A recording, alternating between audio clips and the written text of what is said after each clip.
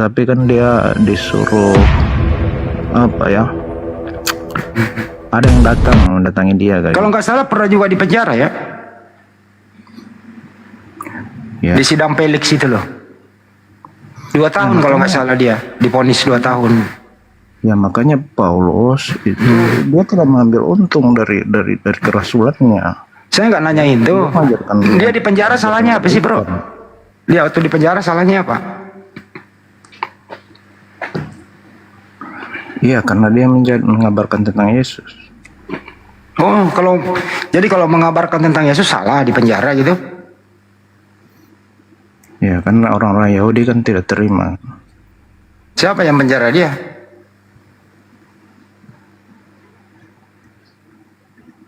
Ya orang-orang Roma kalau nggak salah itu.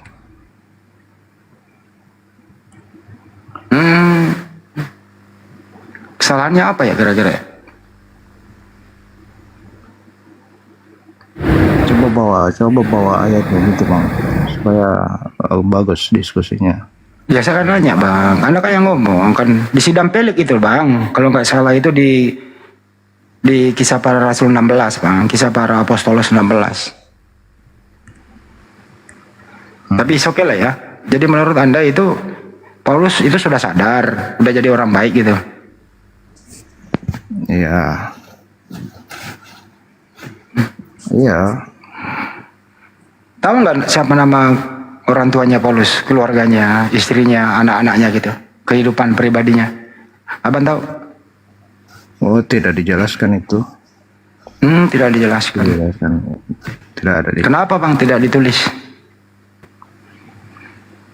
Ya yang tertulis, ya itu yang tertulis. Nggak mungkin kita mau tambah kurangi. Misalnya waktu kecil ngapain gitu, di usia 30 ngapain, nggak tertulis ya bang? Iya iya. Dia orang mana sih Paulus itu? Paulus kan kalau nggak salah sudah apa ya, sudah berbau Roma. Bukannya tadinya namanya Saulus bang, kok berubah nama? Iya, dia bernama Saulus tetapi berganti Paulus. Siapa yang ganti dia sendiri apa? Ganti KTP gitu? Kalau dalam proses ganti nama itu aku lupa itu dari apa itu?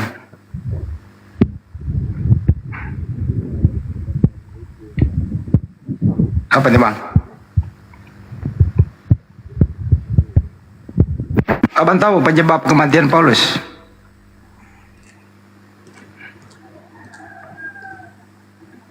Penyebab kematian Paulus, Saulus.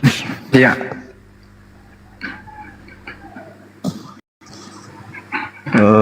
Belum tahu.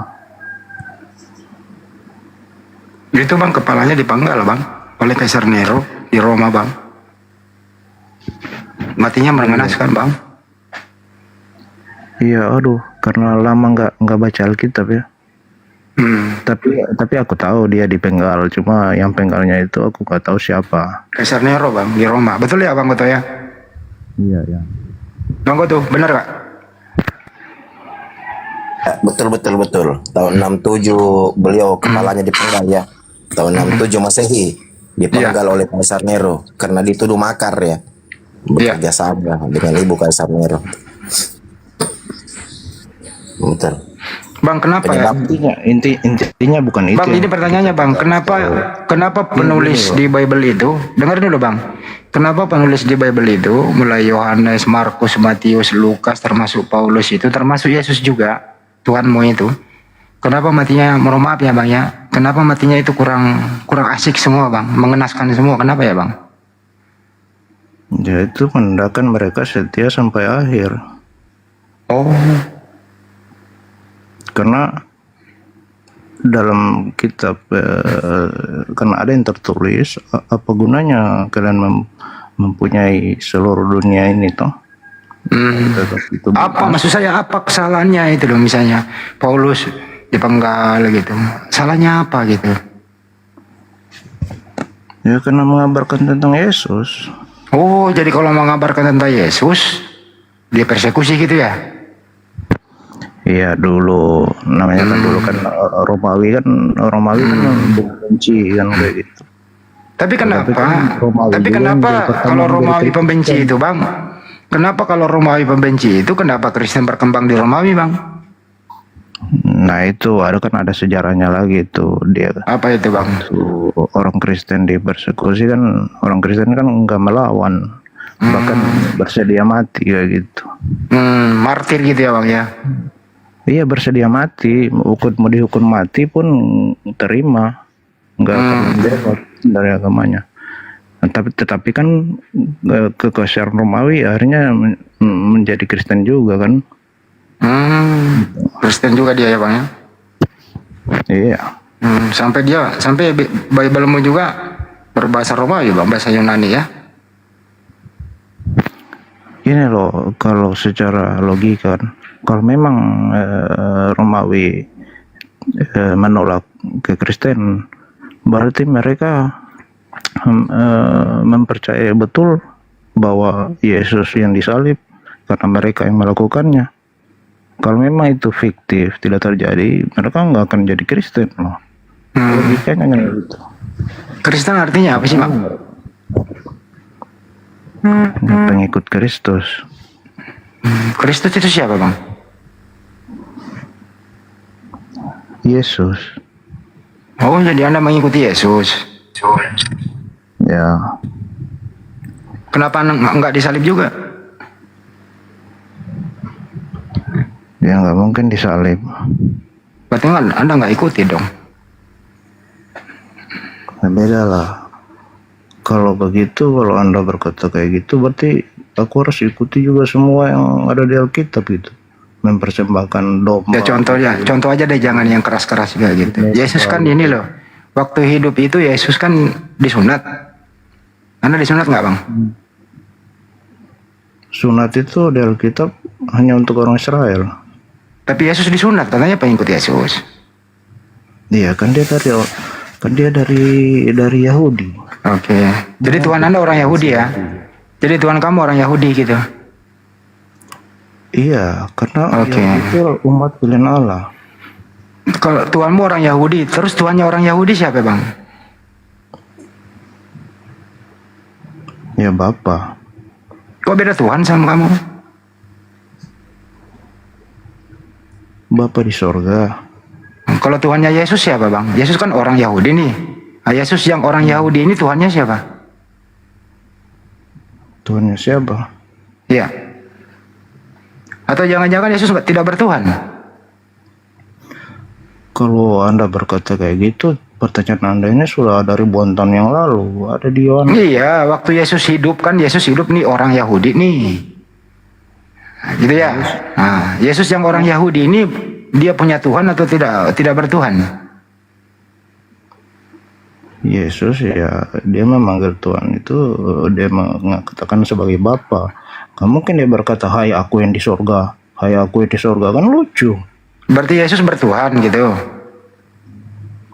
Ya sebagai manusia dia memperkenalkan Bapa di sorga. Oh, berarti Yesus manusia, bukan Tuhan. Ya waktu di dunia ya. Waktu di dunia dia Tuhan apa bukan? Ya dia manusia tetapi dia juga Tuhan, dia berkuasa. Oh, dia manusia, dia Tuhan juga. Dia berkuasa. Ntar dulu. Dia manusia, dia Tuhan juga gitu, Bang. Iya, waktu di Yesus bertanya jawab dengan orang Yahudi, kan Yesus berkata, aku anak manusia mengampuni dosa gitu. Terus dia katakan aku dan Bapa adalah satu. Iya, paham itu. Maksud saya, Iya, orang Yahudi kan berkata, manusia Yesus ini, menyamakan diri dengan Tuhan. manusia Yesus ini, dengerin dulu. Manusia Yesus ini bertuhan atau tidak? Ya dia manusia, tetap dia juga Tuhan. Iya, manusia Yesus ini bertuhan nggak? Iya, karena dia memperkenalkan Bapa kan. Oke, terus manusia Yesus Tuhannya siapa? Bapa di sorga. Oh, berarti terus Tuhanmu ke siapa? Tuhan kayak sekarang. Ya, Ya, kami memanggil Tuhan, kami memanggil Bapa bisa, memanggil Yesus, kenapa? Tuhanmu dua. Satu. Siapa? Bapak atau Yesus? Ya sama aja, mau panggil siapa? Bapak atau Yesus? Tuhanmu yang mana nih? Aku panggil Bapa bisa, panggil Yesus juga bisa. Berarti Tuhan Tuhanmu dua. Cross bottom gini. Di dalam kekristenan Tuhan itu satu, di mana itu di dalam 1 Korintus 8 ayat 6. Di situ hanya ada satu Tuhan, yaitu Yesus Kristus. Gitu menjawabnya. Oke, terus Bapak dan Yesus itu sama atau beda? Bapak dan Yesus. Bapak dan Yesus. Beda atau sama? Pertanyaan Anda ini waktu Yesus hidup di dunia atau sudah Sekarang. berangkat surga? Di dunia dan sekarang. Oh, udah ada di dunia. Di dunia dulu deh. Di dunia dulu deh. Nah, berarti dunia. Makanya itu dikatakan Yesus itu adalah gambar Allah yang tidak kelihatan. Saya tanya, Yesus dan Bapak itu sama atau beda? Ya sama, aku dan Bapa adalah satu. Yakin sama? Iya, tetapi dalam kedagingan itu Yesus sebagai manusia, tetap dia juga berkuasa. Makanya dia kata. Saya nggak nanya itu. Lu yakin Yesus dan Bapak sama? Iya, karena dia firman yang menjadi manusia. Saya nggak nanya itu. Itu lu ngomong dong sama atau beda, itu aja. Kalau waktu di dunia ya terpisah lah. Berarti beda. Ya Yesus kan dalam kedagingan. Kalau Iya pakai sama atau siapa, beda? Tinggal dijawab sama atau beda. Ya beda lah. Beda. Daging roh. Kalau beda, Bapak dan Yesus beda. Yang mana Tuhanmu? Bapak atau Yesus atau dua-duanya? Gimana? Aku belum lahir. Ya Yesus di dunia, aku sudah lahir. Ya Tuhanmu sekarang siapa? Tuhanku sekarang. Ya. Ya Yesus. Bapa juga. Berarti dua Tuhanmu. Gini loh, kami kan Gimana? memanggil Tuhan kami itu kan kami bisa memanggil Bapa. Dua Tuhanmu. Kami bisa memanggil Yesus. Sama aja. Berarti Yesus dan Bapak sama. Iya, sama aja. Dalam dunia sekarang ini kan Yesus kan sudah naik ke surga. Enggak di dunia lagi. Di surga Beda itu, kalau Anda Yesus Anda naik di surga itu bertanya jadi dalam apa kita dia? sama Yesus. Dengerin, Yesus naik di surga itu jadi apa dia? Jadi Tuhan apa ya? Tetap dia manusia? Jadi Tuhan. Jadi Tuhan. Berarti di surga ada dua Tuhan. Ini loh. Berarti Anda nggak Gimana? paham Yesus itu dari mana? Dari mana Yesus? Sepengetahuan kamu, Yesus itu dari mana? Keluar dari rahim Maria. Oh, berarti Yohanes 1 pasal 1 dengan nubuatan para nabi Anda nggak mau pakai? Nubuatan siapa yang mau nubuatkan Yohanes 1? Siapa yang mau nubuatkan Yohanes 1? Bukan itu nubuatan dari perjanjian lama, tetapi di Yohanes 1 pasal 1 kan perikopnya itu kan firman yang menjadi manusia. Berarti Anda hanya mengakui dari rahim, tetapi Yesus yang dari firman. Saya tanya dulu kamu bro. Ketika datang ke Yesus dunia, Anda itu- hanya mengakui. Yesus itu nongol di muka bumi ini keluar dari mana? Iya, dari manusia. Oke. Itu siapa yang Tetapi, melahirkan dia? sebentar. Siapa yang melahirkan dia? Maria. Maria.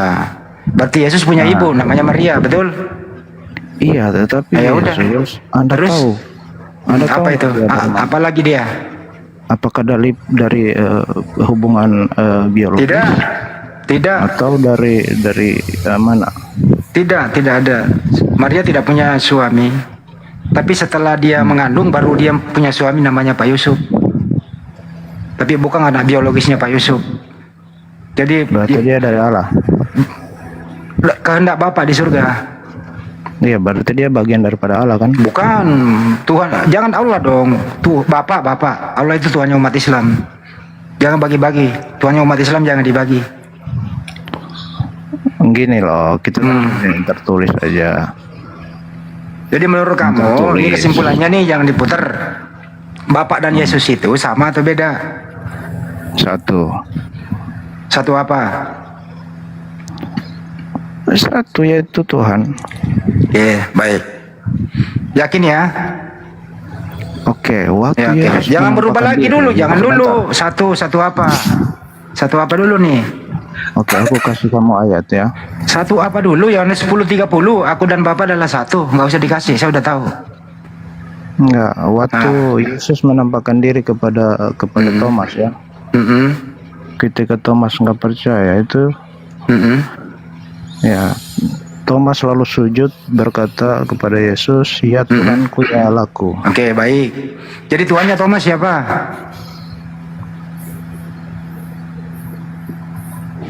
Siapa tuannya Thomas? Aku ikuti loh apa yang kau bawa. Siapa tuannya Thomas? Iya, Bapa di sorga, tetapi itu ada dalam diri Yesus juga. Jadi tuannya Thomas siapa? Bapak atau Yesus? Ya Yesus. Oke, yakin ya? Ya, Oke, tuannya Maria siapa? Tuhannya Maria. Ya. Mikir.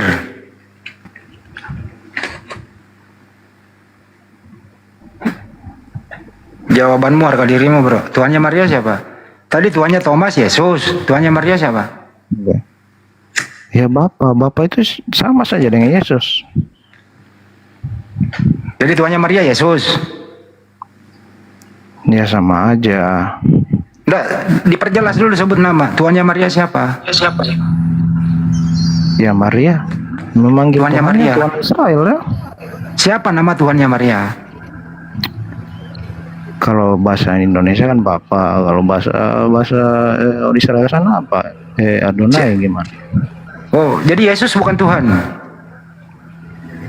Ya Tuhan sama aja. Tuhannya Thomas Yesus. Tuhannya Maria siapa? Ya sama aja. Tapi kan Siapa? dia belum memanggil. Sebentar. Tetapi kan Maria waktu itu masih menganut agama Yahudi. Iya, saya tanya tuannya Maria siapa? Ya sama aja Bapa di sorga, sama juga Yesus itu juga. Berarti beda Tuhan dong. Tuhannya Maria Bapak, Tuhannya Thomas Yesus. Kok beda Tuhan? Ya kan aku bilang tadi Yesus dan Bapa adalah satu. Berarti Tuhannya Maria Yesus. Ya sama aja. Berarti Tuhannya Maria, anaknya Maria gitu. Ya iya sama aja. Mana bisa gitu bang? Gimana bisa? Ibu menuangkan anaknya gitu loh. Iya. Ya sama aja. Gini loh. Gimana? Maria juga kan waktu itu kan dia beragama Yahudi, dia menyembah kepada Bapa. Bapa itu siapa? Bapa itu juga Yesus. Sahabat Bang Andi, saudara Bang Andi, bagus ini. Di bawah host, kalau bisa diblokir yang ketawa-ketawa host. Ini nggak enak saya lihatnya. Silakan lanjut Bang Andi, luar biasa. Jadi kalau Maria berdoa kepada siapa? Ya berdoa kepada Tuhan lah. Siapa Tuhan itu? Bapa. Bukan Yesus. Ya sama aja. Kan nggak mungkin waktu itu karena zaman waktu Yesus diberitakan dia sebagai Tuhan itu kan di zaman murid-murid kepada Paulus, kepada zaman sekarang ini. Masa zaman dahulu awal-awal dulu itu harus memanggil nama Yesus, kan lucu. Berarti Bunda Maria lucu. Ya gitu, nggak gitu Anda menarasikan kayak gitu. Saya lagi nanya, Mbak Maria itu berdoa kepada siapa? Ya Anda tanya aja apa alanya orang Yahudi, apa namanya? Berarti bukan Yesus. Ya sama Soalnya aja. Tuhannya Yahudi bukan Yesus loh. Terus siapa? Ya Tuhannya Yahudi itu Elohim. Bukan Adonai. Ya sama, itu kan nama sifat, nama panggilan. Nah, itu Anda sama-samakan. Iya. Terus kalau aku samakan Anda nggak terima. Yesus itu kan manusia, beda. Iya, kamu kan tadi beda-bedain. Sekarang kamu sama-samain. Gimana coba? Kalau Elohim itu sama Yesus sama nggak? Makanya aku bilang panggilan-panggilan gelar-gelar itu yang diberikan kepada manusia, ya, itu kan sama tujuannya kan sama. Elohim itu manusia nggak?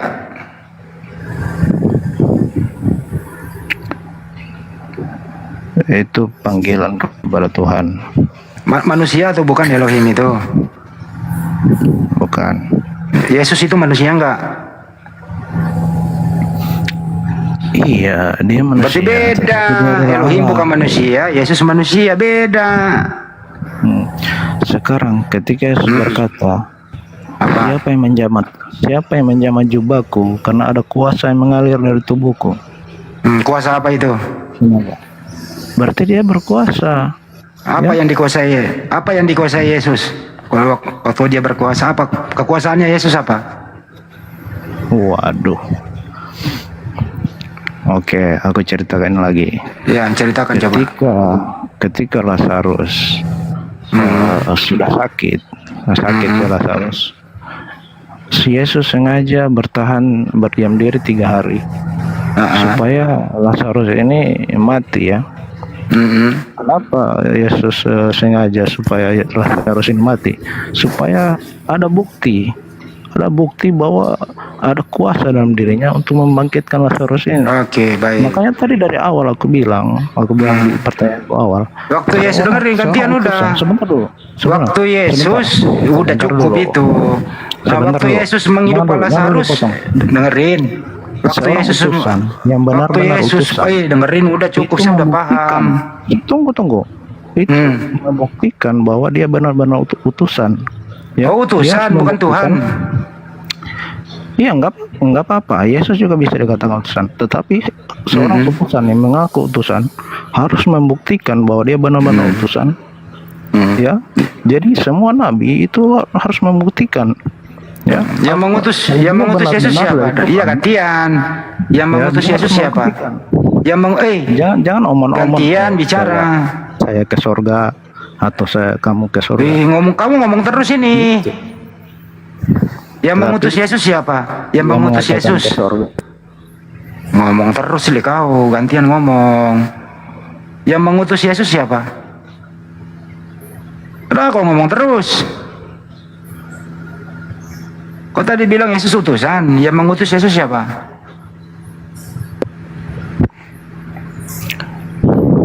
Siapa yang mengutus Yesus? Iya, yang mengutus Bapa. Tetapi Yang mana yang utusan yang benar-benar Kalau udah utusan. ngomong nggak usah ditambah yang mengutus Bapa. Pertanyaannya Iya, yang mana yang tetapi kan Tuhan? Iya, tetapi kan kita harus Dengerin dulu gantian. Kita Yang harus mana yang coba. Yang mana yang Tuhan? Dengerin dulu.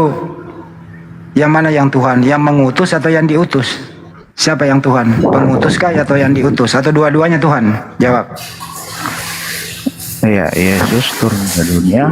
Itu dari Allah sendiri yang Saya nggak nanya itu. Dengarkan, kau sendiri yang ngomong loh. Kalau ngomong itu diperjelas omongannya.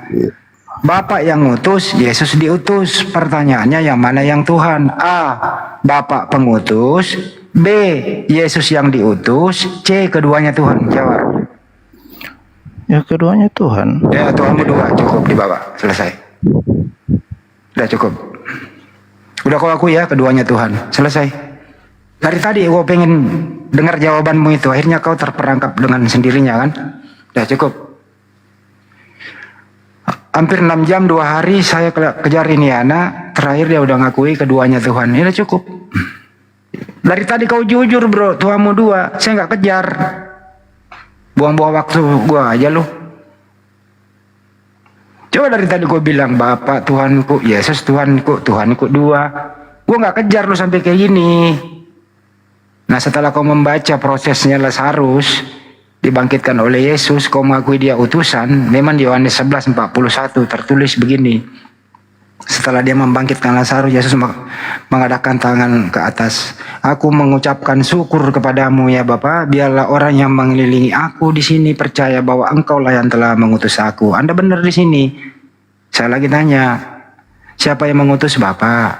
Saya lagi tanya, manakah yang Tuhan yang sebenarnya? A. Bapa yang mengutus. B. Yesus yang diutus. C. Keduanya Tuhan. Lu jawab, dua Tuhan.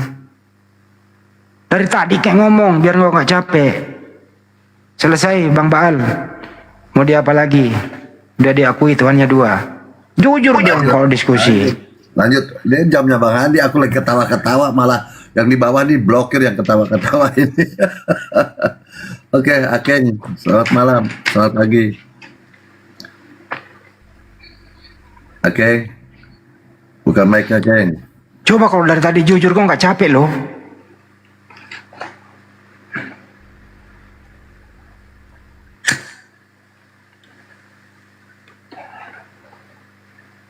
Tadi awal-awalnya dibilang Yesus adalah Bapa, Bapa adalah Yesus. Ujung-ujungnya Bapa Tuhan, Yesus Tuhan, ada dua Tuhan.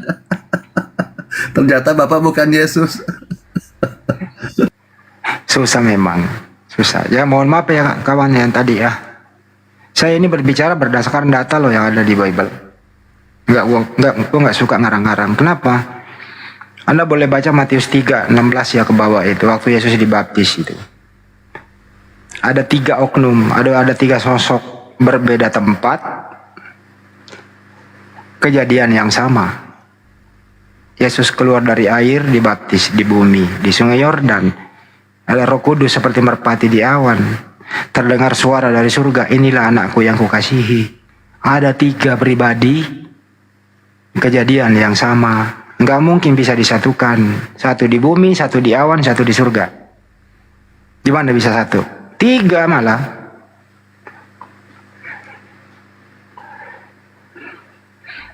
Ini sebelum bawa ke penyaliban loh tadi. Pembuatan kayak pas mengenai penyaliban. Topinya Banjuma malam ini susah untuk teman-teman Kristen yang menjelaskan. Belepotan juga gitu. Edis bilang baca aja, Edis ditanya dalilnya, baca aja seluruh Injil Bible. Hotel Edis. Hancur Edis, menceret. Dia akui bahwa iblis yang berjasa, terus dia alihkan bahwa perempuan yang meracuni nabi kita katanya berjasa. Apa jasanya orang nabi nggak mati diracun kok? Justru membuktikan di situ bahwa Nabi Muhammad SAW dilindungi oleh Allah Subhanahu Wa Taala. Dia tidak mati diracun. Ya biasalah. Habis itu herder Edis pada ngamuk Bambal. Sampai detik ini ngamuk. Ya, banyak tuh di komal-komal katanya, di komal Kristen, terutama yang tidak sepaham dengan Edis. Edis menceret katanya sama Bang Juma. Iyalah. Apa jawabannya apa? Baca semua Bible. Itu kan udah nggak layak gitu loh. Makanya Edis itu buta terhadap Bible. Buta dia terhadap Bible. Tapi kalau mempelintir terjemahan Al-Quran, ahlinya dia. Mempelintir hadis, ahlinya dia. Padahal apa? Membaca Al-Quran aja nggak bisa. Aku udah sering tes, nggak bisa baca dia. Mengaku pakar. Anehnya lagi kok banyak yang support ya penghujat kabur ke luar negeri ya. Aneh kan? Yang jelas kalau Edis menghujat pasti didukung. Itu intinya. Mau dia berilmu, dia blow on, mau dia enggak. Tapi kalau dia menghujat, didukung dia. Tapi alhamdulillah herder-herdernya udah mulai sadar bahwa saya tertipu dengan Edis. Banyak kok yang sadar. Begitu kira-kira teman-teman. Semoga bermanfaat. Mohon maaf atas segala hilap dari saya ya. Terutama Pak Jimmy tadi, mohon maaf. Anda ngegas, jadi saya ngegas juga. Itu sih dari saya standby lagi. Ali host. Naik lagi nih. Bambal yang respon dah. Udah ngaku tuannya 2 tadi. Coba Bambal. Loh, Tuhan 2 kan sudah ada, kita juga mau. Kayak gitu. Orang belum selesai udah diturunin. Kita kan diskusi supaya enak toh. Kan tadi kau akui itu sama 2. Enggak 2. Saya ulang kembali kalau gitu ya. Bapak itu adalah sama. Saya ulang kembali. Pertanyaan Anda ini kan sudah ditanyakan ribuan tahun yang lalu, ada di Yohanes itu. Kan jelas di situ. Itu nggak demen sama lu ngomong kepanjangan ngomong, dengerin dulu. Dengerin. Siapa yang mengutus Yesus? Waduh, ulang-ulang lagi. Ya Kak, diulang itu siapa yang mengutus Yesus? Bapak. Bapak. Mana yang Tuhan? A. Pengutus, B. Yang diutus, C. Keduanya Tuhan. A. Pengutus, B. Yang diutus, C. Keduanya Tuhan. Coba, yang mana yang Tuhan? Yang Tuhan. Ya sama aja. Ya kan, Saya ulang kembali. Bapak, Siapakah Yohanes Tuhanmu yang sebenarnya? Dengerin dulu pertanyaannya. Siapakah Tuhanmu yang sebenarnya? A. Bapa yang mengutus, B. Yesus yang diutus, C. Keduanya Tuhan. Jawab. Selain itu, saya nggak mempersilahkan kau banyak bicara sebelum menjawab ini. Ayo. 1, 2, Ya. di mute dong. ya jawab. A, B atau C? Kalau sekarang, dalam kehidupan sekarang, zaman sekarang ya sama.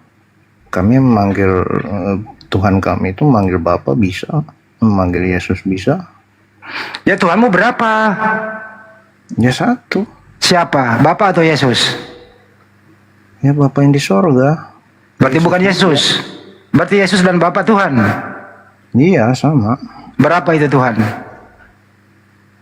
Ya aku udah bilang tadi satu. Kalau satu siapa? Bapa atau Yesus nama Tuhanmu? Ya kami memanggil Bapa, kami memanggil Yesus bisa juga. Apakah Bapa dan Yesus sama? Sama. Yakin? Ya. Yakin. Nama anak Maria siapa? Sebentar. Namanya anak Maria siapa? Loh, kok kamu dikte aku dari tadi nih? Aduh, assalamualaikum. Kakak kau Orang-orang yang ngaco. pernah maju. Sama Siapa ini, saya, Bang? Bang Goto. Sama saya ya. Apa ini? Ya kau majulah. Kalau kau Kristen, majulah. Saya kasih data ya bro ya. Lukas 22:69 nih ya. Mulai saat ini, dengerin dulu saya kasih data. Kau tinggal pilih nanti.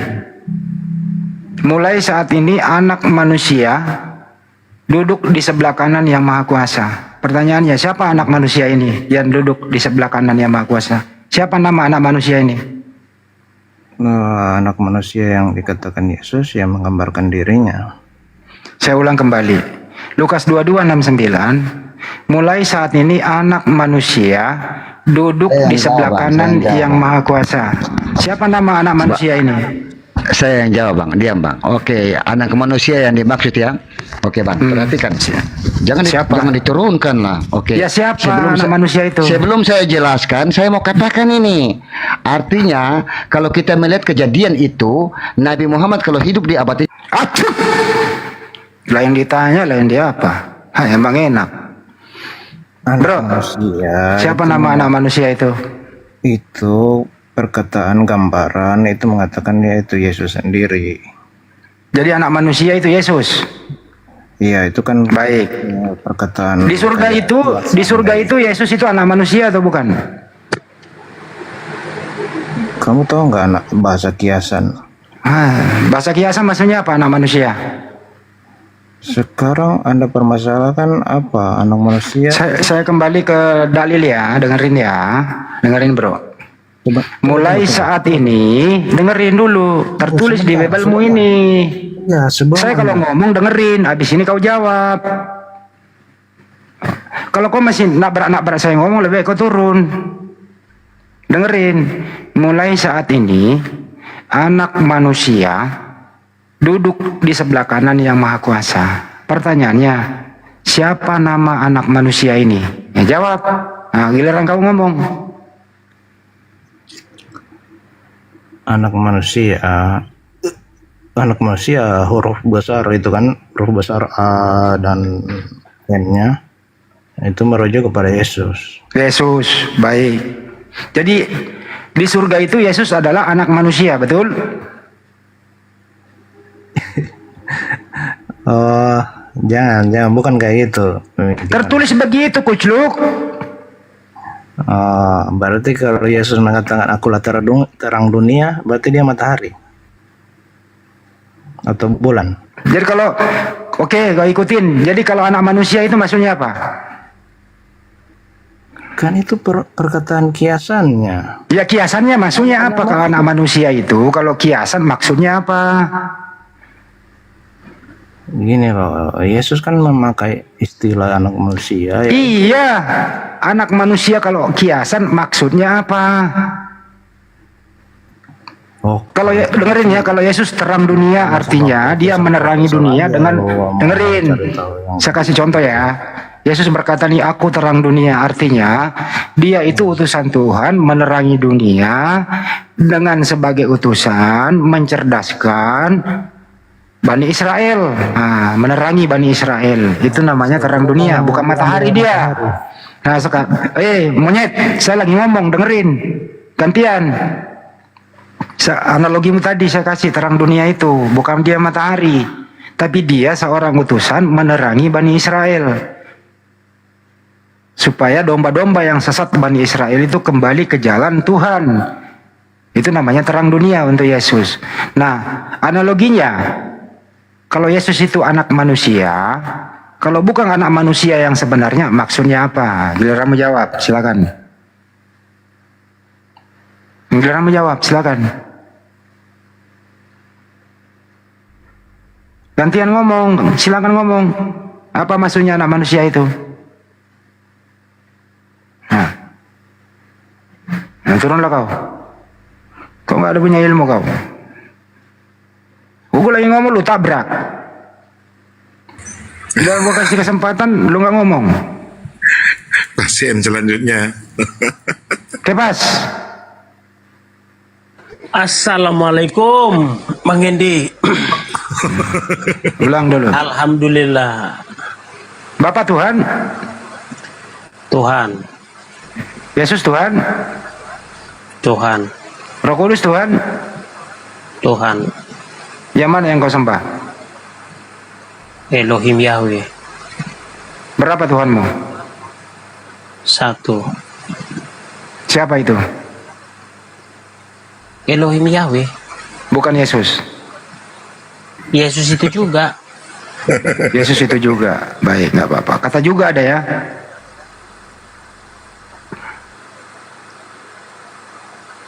Jadi gini Bang Hendi. Ya. Kita sudah berkomal-komal, udah membedah Alkitab ya, selama 2 tahun ini kita di komal-komal, udah memperdebatkan siapa sih Yesus ini sebenarnya, kan gitu. Kenapa sih Kristen ini menuhankan Yesus, kan gitu kan? Menurut Yesus siapa Yesus? Menurut Yesus dia adalah utusan Tuhan. Menurut Yesus. Memang dia diutus Bapa. Kalau Ya itu udah. tidak sangkal. Berarti dia bukan Tuhan karena dia utusan.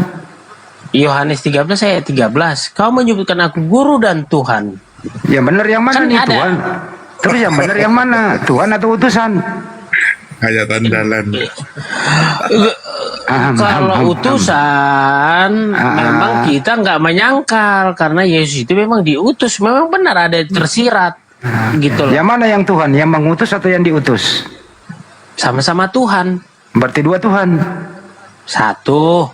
Yang mana? Tuhan, Yesus dan Bapa beda loh itu. Yesus dari firman menjadi daging menjadi Yesus. Waktu Yesus dibuka bumi ini siapa yang Tuhan? Bapa. Berarti Yesus di bumi belum menjadi Tuhan. Aku dalam dia, dia dalam aku. Berarti Siapa Bapa- sudah melihat aku sudah melihat Bapa. Berarti Bapa turun ke bumi juga.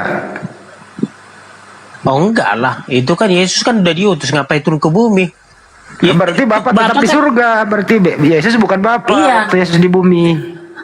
Kalau Bapa itu di surga, dia ongkang-ongkang kakek di surga, ngapain dia? Kan ada utusannya. Ya berarti yang mana yang Tuhan waktu Yesus di bumi?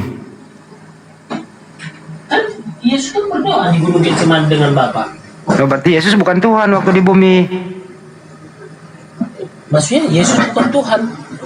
Ya karena Bapak kan yang Tuhan, katanya ongkang-ongkang kaki di surga. Yesus diutusan di bumi. Ya kan gini loh, Bapak itu kan Ongkang kaki. Ongkang kaki. Bapak itu kan gini loh, nggak Apa bisa lagi, dihampiri, nggak bisa jadi Bapak itu ongkang kaki, makanya diutus Yesus gitu loh, karena kan firman. Iya, artinya Bapak tidak pernah turun ke bumi, betul? Benar. Jadi Yesus di bumi sebagai apa? Sebagai Tuhan. Loh, kan ada Tuhan di bumi, dia di surga ongkang kaki. Iya, apa salahnya? Tabut Berarti ada dua perjanjian Tuhan. itu kan, tabut Satu. perjanjian itu kan Tuhan. Berarti Tuhan, ada satu Tuhan ongkang kaki di surga, satu Tuhan di bumi gitu, ada dua. 3 Tuhan, tapi hakikatnya 1. Oh, 3 Tuhan, nambah satu lagi. Ya udah, kalau udah 3. Kan ada Roh Kudus. Allah Bapa, Berarti nambah Putra, lagi, dan Roh Kudus. nambah satu lagi jadi 3. Kepas, aku mau nanya kau analogi nih Kepas. Lu lagi di warteg gitu ya, di warteg. Lu makan, lu lagi di warteg Lagi makan mana? nih. Warteg. Mm-mm. Iya. Lu makan tahu 3. Tahu 3 kau makan. Mm-mm. Kalau kau bayar 3 atau 1? Bayar 3. Ya kan satu hakikat, sama-sama tahu. Kenapa nggak satu aja? Iya, tapi kan rugi nanti dong. Tunggu Ngerti dia kalau dagang. Iya, rugi lah. Itu namanya kita mencuri. Kalau itu namanya kita ada menipu pedagang. Ya mestinya kau tanya tukang warungnya, Pak, memang ini 3. Tapi pada dasarnya ini satu hakikat. Jadi saya hanya bayar 1 tahu karena sama-sama tahu gitu loh. Dia kan cari makan Bang Hendi, nanti rugi. Kita ada menipu. Kita kan bertakwa kepada Tuhan. Masa kita menipu? Gitu loh. Iya. Jadi dalam hal ini kalau masalah materi paham gitu ya. Kalau hitung-hitungan kita memang kalau secara matematika memang paham berapa 5 kali 5 25, 90 kali 90 berapa kan gitu. Coba kalau ke sini bisa hitung nggak? Bapak 1, betul? Ya. Benar, Yesus 1, benar sekali. Roh Kudus 1. Benar sekali. Itu berapa? 1.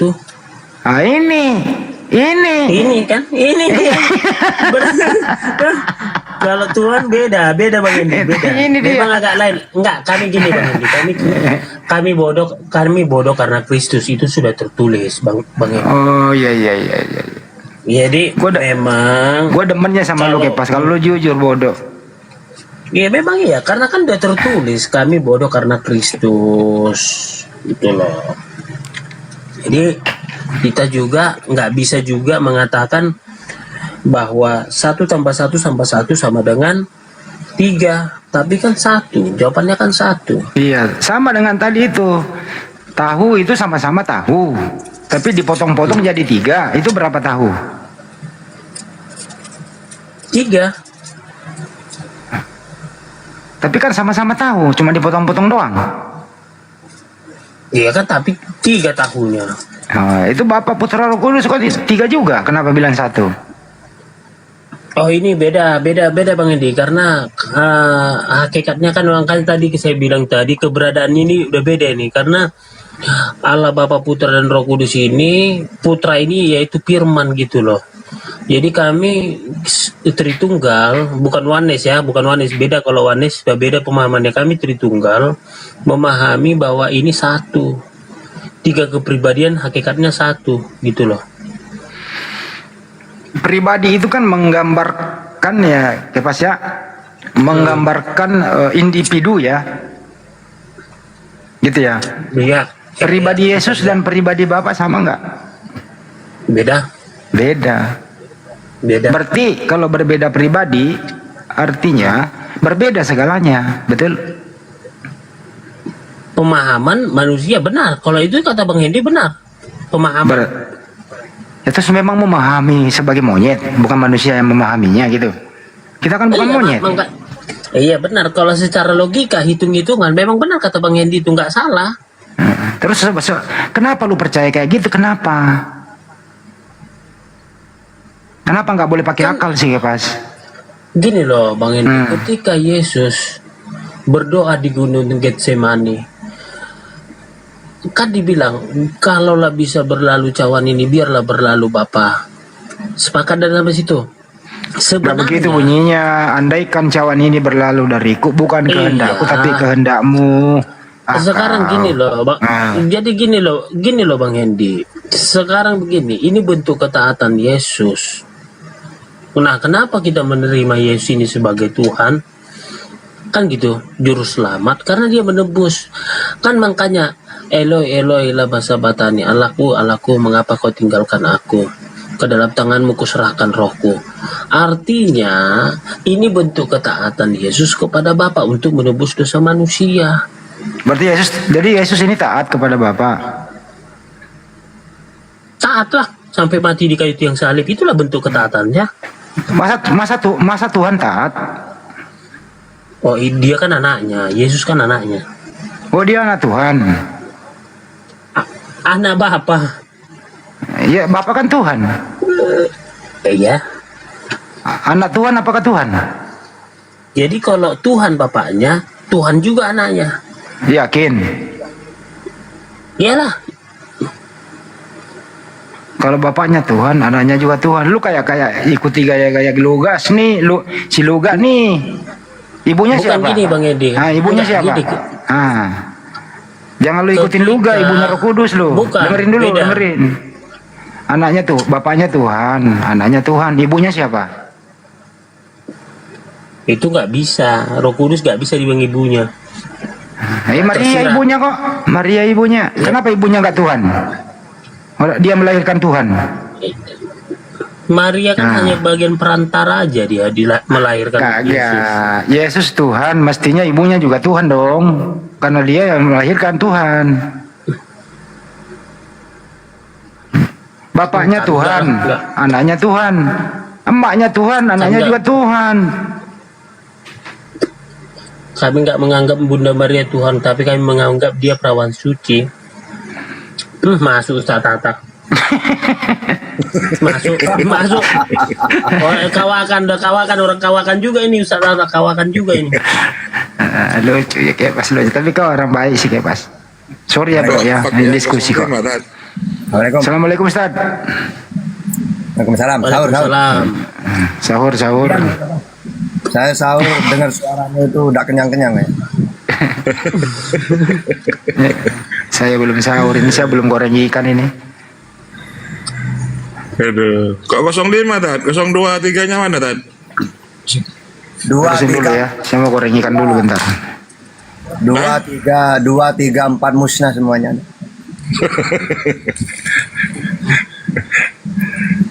Enggak pakai hati rungkat Tat. Jadi ada pesan yang saya sampaikan, perlu dipahami bahwa penyesalan itu selalu datang terlambat. Kalau kita menolak Tuhan Yesus sebagai Tuhan, disitulah nanti penyesalan kita. Karena apa tertulis? Akulah Alfa dan Omega. Akulah jalan, kebenaran dan hidup. Barang siapa yang percaya kepadaku, dia memperoleh hidup yang kekal. Kan dibilang Yesus, barang siapa sudah melihat aku, sudah melihat Bapa. Aku dalam dia dalam aku, kami adalah satu. Berarti kalau lihat Yesus netek sama dengan lihat Bapak netek gitu. Belum lah, gini Ustaz Tata, ke Yesus gak ada netek. Kata siapa? Nggak ada di firman Yesus netek Bunda Maria. Air asi Bunda Maria nggak ada. Oke. Lukas 11:27 baca. Sampaikan aja, udah saya baca itu Tata. Artinya gini, itu pernyataan orang, bukan pernyataan dia. Loh, yang jelas di situ netek gitu. Iya, tapi kan orang menyampaikan berbahagialah orang kan gitu kan. Loh. Tapi kan, Loh, tapi kita itu tetap penyampaian saja. orang. Ya walaupun kan orang tahu, orang melihat kok. Gini Ustaz Sama Tata. dengan orang bilang ke saya gini, bahagialah orang ibumu yang menyusui kamu tahta. Ya memang saya nyusu. Enggak gini, oke itu benar Ustaz Tata menyusui. Tapi Yesus kan nggak ada terlihat, nggak ada tertulis, tersirat. Nah, kalau tidak Dan tertulis bahkan- ngapain orang ngomong kayak gitu? Gini loh Ustaz Tata, manusia ini nggak sama semua pola pikir. Artinya gini loh, manusia ini kajiannya mungkin Yesus ini netek nih. Tapi ada bilang enggak lah, nggak ada tersirat, ngapain kita bisa berasumsi begitu kan gitu. Kalau dia tidak nete, tidak ada dalilnya. Tapi kalau dia nete ada dalilnya, kan dalil kan yang berlaku. Dalil itu tapi asumsi orang lain. Nah daripada kamu tidak ada data. Gitu, Ustaz Tata. Jangan kita sampaikan Yesus itu netek, dia itu nggak netek gitu loh. Di mana Udah datanya? banyak. Kalau dia nete ada datanya. Nah dia tidak nete, mana datanya? Ya. Nggak tertulis, jadi kita nggak kita bicara Ya data udah. nggak tertulis. Ya udah, kalau saya pakai data tertulis gimana? Gini loh Ustaz Tata, itu yang disampaikan Gini ibu mulu. Data Karena- jangan gini mulu. itu kan yang dikatakan berbahagialah ibu kamu. Selamat malam semuanya. Tata, ketemu lagi. Berani nggak pakai mute? Oke. Kalau kamu nanya seumur hidup pun saya berani. Nggak usah dialog, udah nanya seumur hidup. Ngapain dialog? Kamu udah paham apa-apa.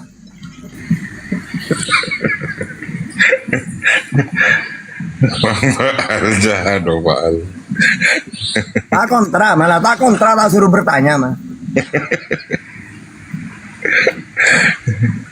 Kayak pas ini sudah saya kontra berapa tahun sudah ini. Tak suruh nanya itu. Sudah berapa pertanyaan Pak Al? Dari kemarin ya, dari ini ada 30.000 berapa sebentar? 30.583 pertanyaan yang sudah dijawab oleh Ustadz Tata. Udah banyak loh. Oke Mas, tanya lagi ya Mas. Begini loh Bang Baal, kalau Ustaz Tata ini kan yang kalau kita bertanya bukan Alkitab menjawab, tapi Al-Quran yang menjawab, beda kan? Udah beda. Enggak, Jadi Ustadz Tata Anda dia Ustadz Tata itu akan menjawab dari perjanjian lama, perjanjian baru, Al-Quran. Memang orang ini sombong nih. Selalu begitu. Ustadz Tata ini sombong loh. Silakan diskusi santai aja. Jangan diskusi, bertanya. Jadi Kan? Tuh kan sombong kan? Sombong dia. Sombong. Inilah kalau nggak punya Roh Kudus, Roh Allah dalam diri Ustaz Tata. Inilah kalau nggak ada Roh Kudus, Roh Allah. Bebas. Kamu tidak, saya tak suruh kamu bertanya, bukan curhat deh.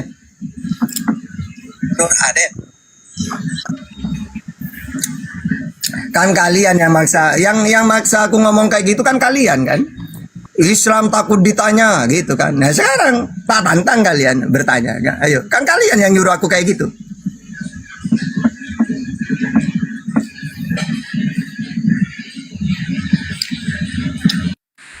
Macet, kepas macet. Jadi ilmuku udah marifat, nggak tarikat lagi, nggak hakikat lagi, udah marifat ini. Keren euy. Apalagi udah nggak hakikat, nggak tarikat, udah marifat ini ilmunya.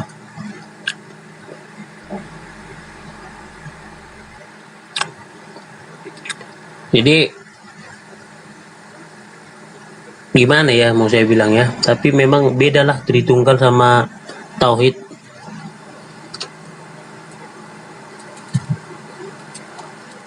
Yuk, Ustadz, diskusi pelat santai aja Ustadz. Apa Bang Baan?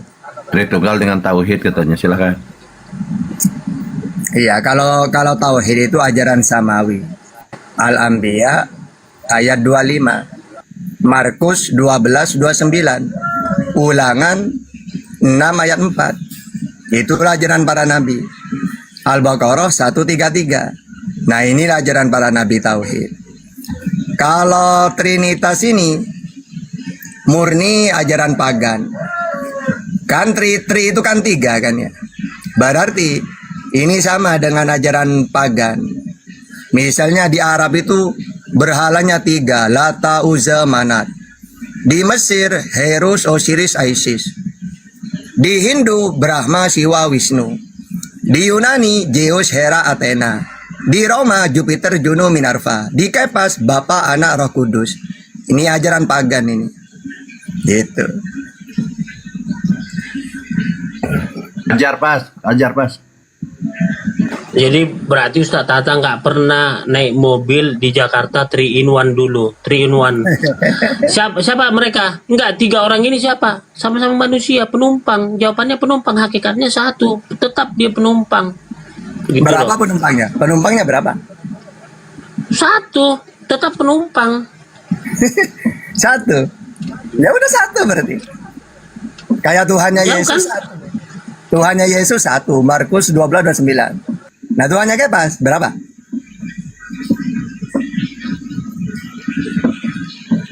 Coba Bapak Tuhan. Tuhan, Anak, Tuhan. Roh? Roh Kudus, nggak ada roh manusia. Ya, tuh Roh Kudus. Tuhan, Siapa Tuhannya Kepas? Elohim Yahweh. Elohim Yahweh. Nah, 3-tiganya tidak ada yang benar. Ditanya Bapa Tuhan, Anak Tuhan, Roh Kudus Tuhan. Siapa Tuhannya Kepas? Elohim Yahweh. Loh. Berarti yang 3 tadi Sekarang- itu bukan. Sekarang gini Ustaz Tata. Gimana? Bicara tentang kepercayaan iman adalah Abraham, Nabi Abraham. Dia menyembah siapa? Elohim Yahweh. Gitu loh. Yesus menyembah siapa? Yesus bagian dari Elohim. Menyembah siapa? Dia sujud kepada Yohanes. Bapa Elohim. Ya udah. Kepas sujud ke siapa?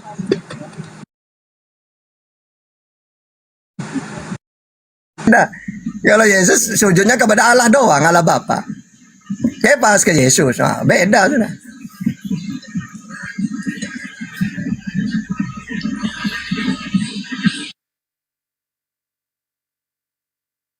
Bertanya aja Makanya, Mas. makanya agak beda memang Bang Hendy, memang Tritunggal ini agak lain memang. Tapi ya memang apa boleh buat kan, memang kita juga nggak bisa juga memaksakan Tuhan kita kepada Tuhan. Gini loh, Tuhan saya dan Tuhan Ustadz Tata beda. Kitab suci saya dengan kitab suci Ustadz Tata beda. Namun ya, yang membuat nanti ataupun menghakimi itu hanya kepada Sang Pencipta. Siapa Sang Pencipta itu? Elohim. Nah, nanti inilah nanti yang menghakimi. Nah, karena gini loh, banyak manusia menuhankan yang bukan Tuhan. Sekali lagi saya katakan, banyak manusia menuhankan yang bukan Tuhan. Artinya, walaupun Tuhan berbeda-beda, tetap kita akur. Itu aja sih. Tuhan kita beda kok. Iya dong. Kalau sama, udah enak lah. Oh, Bhinneka Tunggal Ika berbeda-beda tapi satu. Ada aja lu. Gini Bang Indi, bukan saya bilang berbeda-beda tapi satu. Gini, walaupun berbeda-beda Tuhan, tapi kita harus akur, itu yang saya bilang. Karena gini, jadi gini, saya Kristen. Kalau Tuhannya Buddha, siapa ya? Udah, berarti beda Tuhan saya. Kalau Tuhannya Hindu, ya udah. Kalau Tuhannya Islam siapa? Artinya banyak manusia menuhankan yang bukan Tuhan, tapi kita lah di situ yang berpikir. Artinya gini, tak perlu kita campuri urusan Tuhannya, yang penting dia nggak masuk ke pekarangan kita, mengganggu kita. Udah gitu aja sebenarnya. Artinya gini, kita juga nggak bisa memaksakan, karena gini, agama-agama ini kan impor juga ya sebenarnya, impor.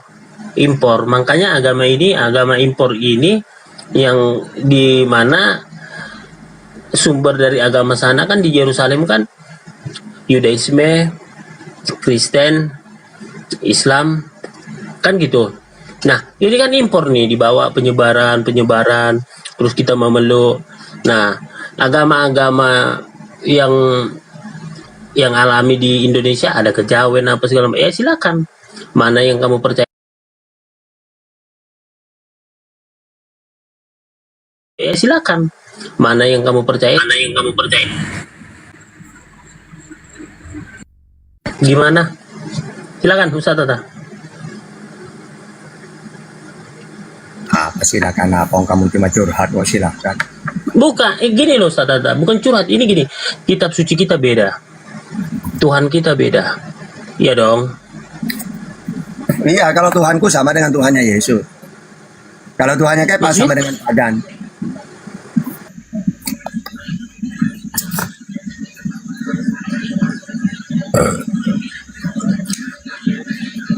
Jadi kamu itu ajaran pagan, Kepas, bukan ajaran kayak Yesus samawi gitu.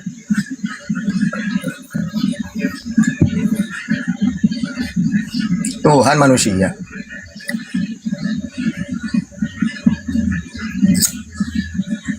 Itu Kepas, tamu, sambut Kepas. Ayo Kepas. Siapa ini Silakan. Anda bertanya, Alkitab menjawab. Nah, mantap. Agama dulu apa gitu, Kepas? Cepat. Namanya Ustaz Tata. Dia tanya agamanya apa? Agama apa? Kristen. Kristen kali. Jadi gini Ustaz Tata. Kita beda Tuhan kita. Tapi kita nggak boleh maksa karena gini Ustaz Tata. Karena ada hari penghakiman. Nanti menyesal orang yang menuhankan yang bukan Tuhan. Ya. Menyesal orang nanti menuhankan yang bukan Tuhan karena Tuhan Ya kamu. manusia ini kok jadi saya? Yesus kan Tuhan, kok jadi saya yang menyesal? Gimana sih? Dia pakai data. Di mana Yesus Tuhan? Akulah jalan hidup dan kebenaran. Barang siapa yang percaya kepada aku, dia memperoleh hidup yang kekal. Percaya sebagai apa? Sebagai Tuhan. Yohanes 13 ayat 13. Aduh, datanya itu doang yang kamu tahu. Lawan Bu Karina aja lah, aku. Kayak pas Udah Karyana re. Si cantik nih muncul. Udah Karyana luar biasa. Udah pagi. Semangat pagi. Bunda bagaimana? Selamat pagi. Sahur. Pagi. Ini Tuhannya Kepas 4 Bunda Karyana. Ini coba saya tanya Kepas. Yesus Tuhan. Roh Kudus Tuhan. Bapak Tuhan. Ada berapa? 1. Siapa yang kau sembah? Elohim Yahweh. Itu bukan ada 4 bukan. Sampai kesel aku. Aduh. Ya Allah. Aduh. Ariana coba dicek Kalau dulu. kalau Karyana 2 Bang Mal. Coba dites Karyana. Sama dengan Jospen ini. Cek dulu siapa tahu sudah berubah lagi nanti jadi Oh, 3. Saja lah, jangan itu aja pertanyaan. Apa Katakan ini? Bang Jimmy 3 sudah berubah Bunda Karyana. Melkisedek 2 satunya. Melkisedek Tuhan juga kan. Aku tadi naik ke room Juma mau bicara tentang judul ini juga. Tapi aku udah lama ngantri nggak dinaik-naikin, kenapa Bang Juma ini gitu? Udah lama saya ngantri. Akhirnya saya udah jadi malas, saya jalan-jalan laku di Kuala Lumpur ini. Lagi di KL aku. Kata Edis katanya penyaliban ini kehendak iblis, betul ya?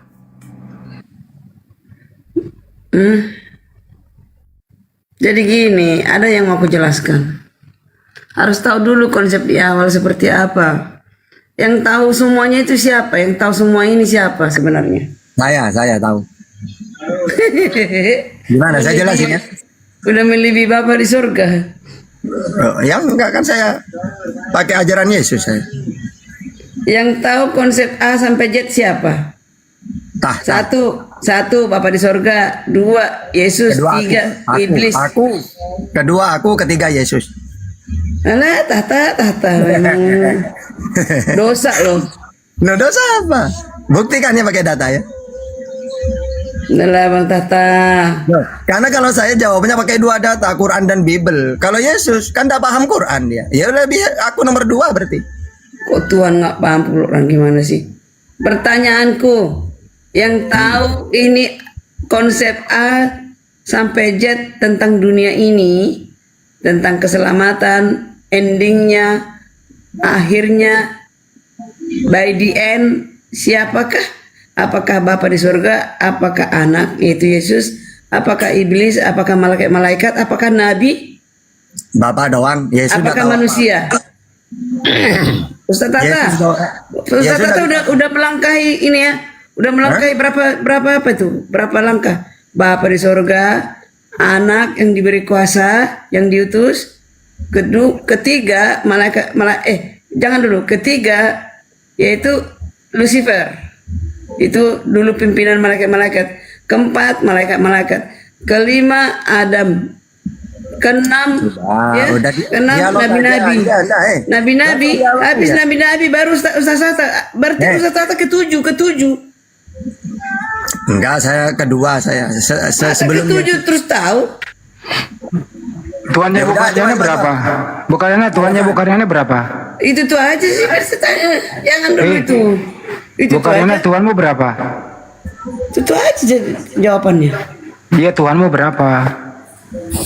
Tuhannya orang Islam itu ada berapa, Bang Satu. Andi? Allah. Satu. Tuhannya Kristen berapa? Terus kalian mengenal Tuhan itu dari mana? Tuhannya Kristen berapa? Kalian mengenal Tuhan kalian itu dari mana? Ntar dulu bukannya diam. Ini satu dulu nih. Tuhannya Kristen berapa, Bang? Gimana? Tuhan kamu berapa? Satu. Siapa namanya? Tuhannya Islam berapa? Siapa namanya Tuhanmu kalau satu? Bagaimana? Yesus Kristus lah. Siapa? Yesus Kristus lah. Sekarang namanya Kristus. Namanya siapa? Yaudah. Allah nama Tuhan saya. Tuhanmu Kristus namanya ya. Oh, coba buka As-Saffat ayat 32. Hacim. Udah, Tuhanmu namanya Kristus, udah. Tuhan saya Allah, udah selesai. Buka As-Saffat kayak bisa baca Al-Quran aja. Lanjut. Marah Kirain Islam. Setelah aku baca tippingannya, Tuhannya Islam batu hitam katanya. Tak angkat naik. Kirain Islam, ahli namanya. Kurang ajar. Jadi kalau Islam?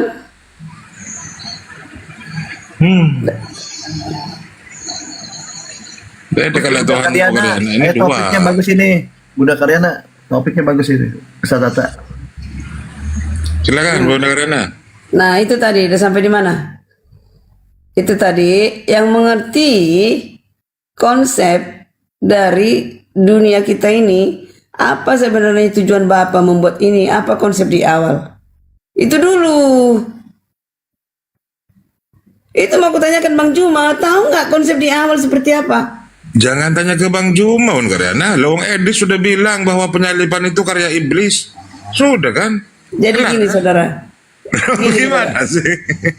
Ini aku nggak mau menyalahkan Edis karena Edis gini Edis masih Sebentar Bunda Karyana, sebelum Edis tadi kan ketika dia berargumen ada Bapak di sana, Edis kan mencret tuh ditanya sama Bang Juma, mana dalilnya? Baca aja keseluruhan Bible, kata keseluruhan Injil. Gini, aku paham.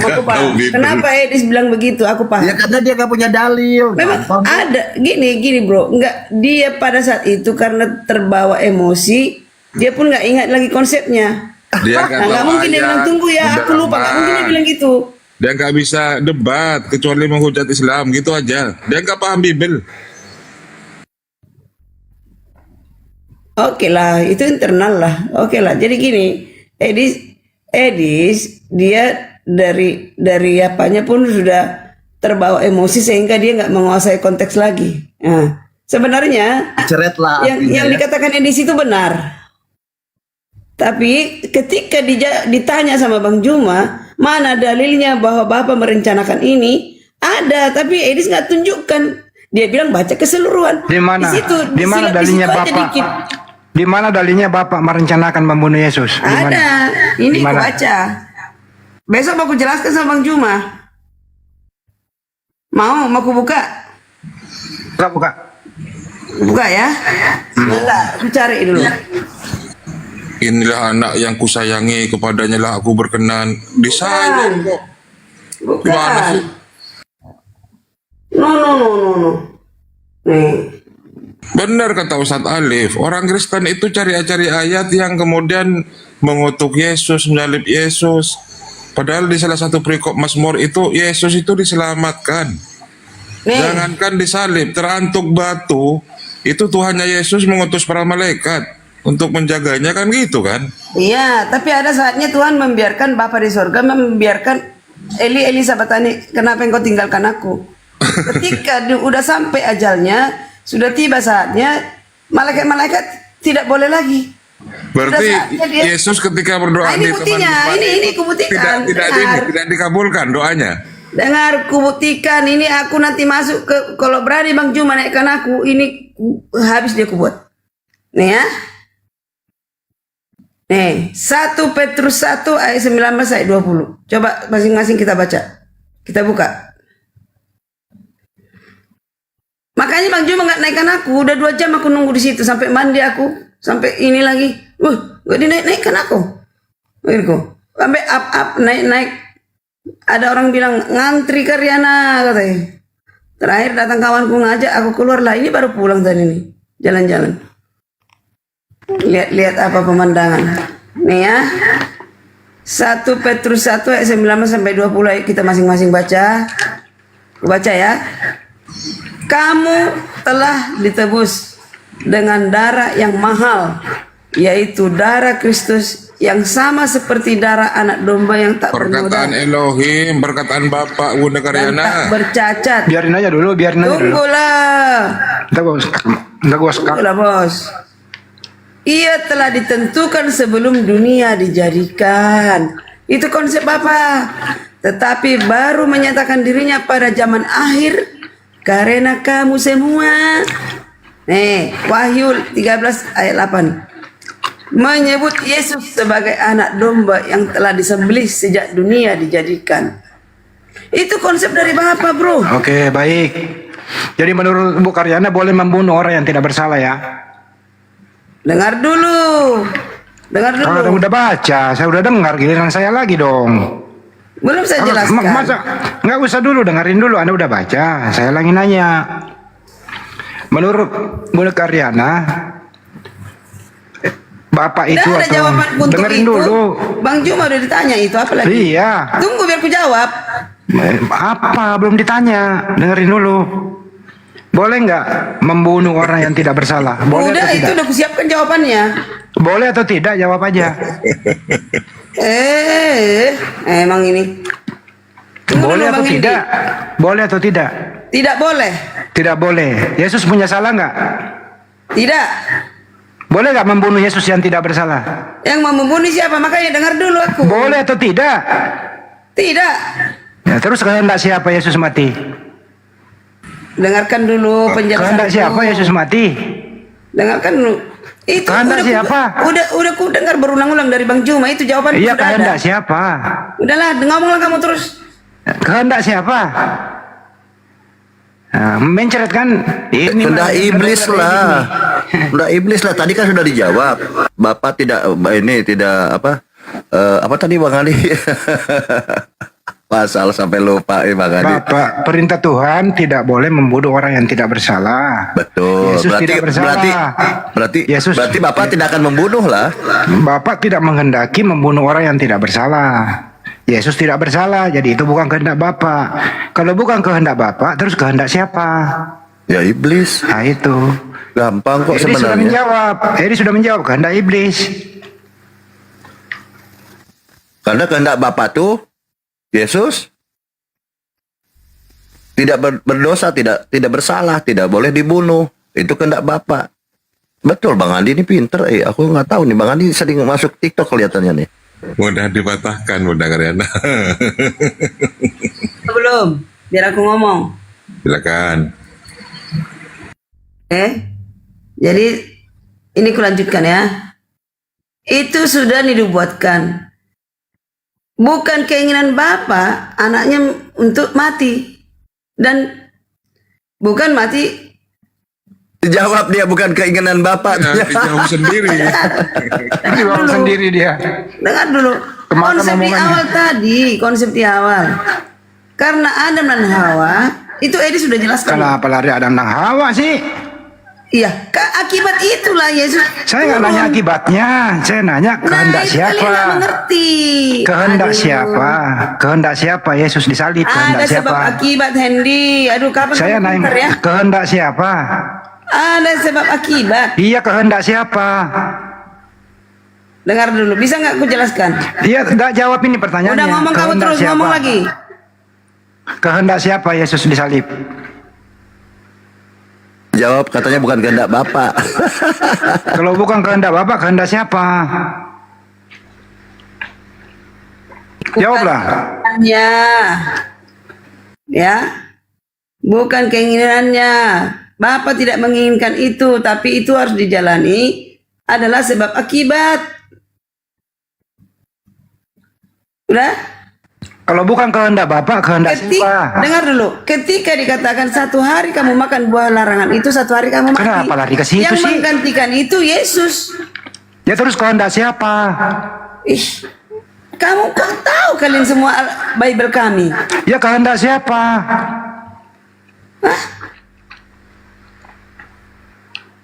Kalau bukan kehendak, kalau bukan kehendak Bapak, terus kehendak siapa Yesus mati? Jadi gini, iblis juga tidak ingin Yesus mati. Nih, Terus kehendak siapa? Siapa yang menginginkan? kehendak si Hendy. Oh iya, kalau begitu saya yang Ya membunuh. kamulah pembunuh itu. Berarti saya lahir waktu itu. Ya itu mungkin kamu lah itu. Weh, saya Karena lahir dituduh kamu membunuh kan Yesus. nih kan.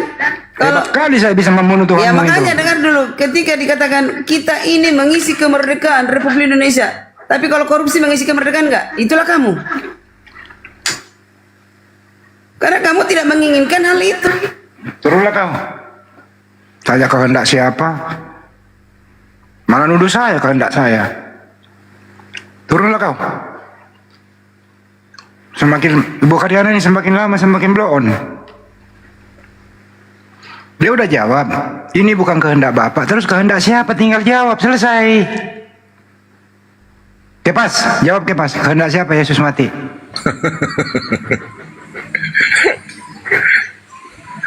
Kepas macet, kepas macet. Macet kepas.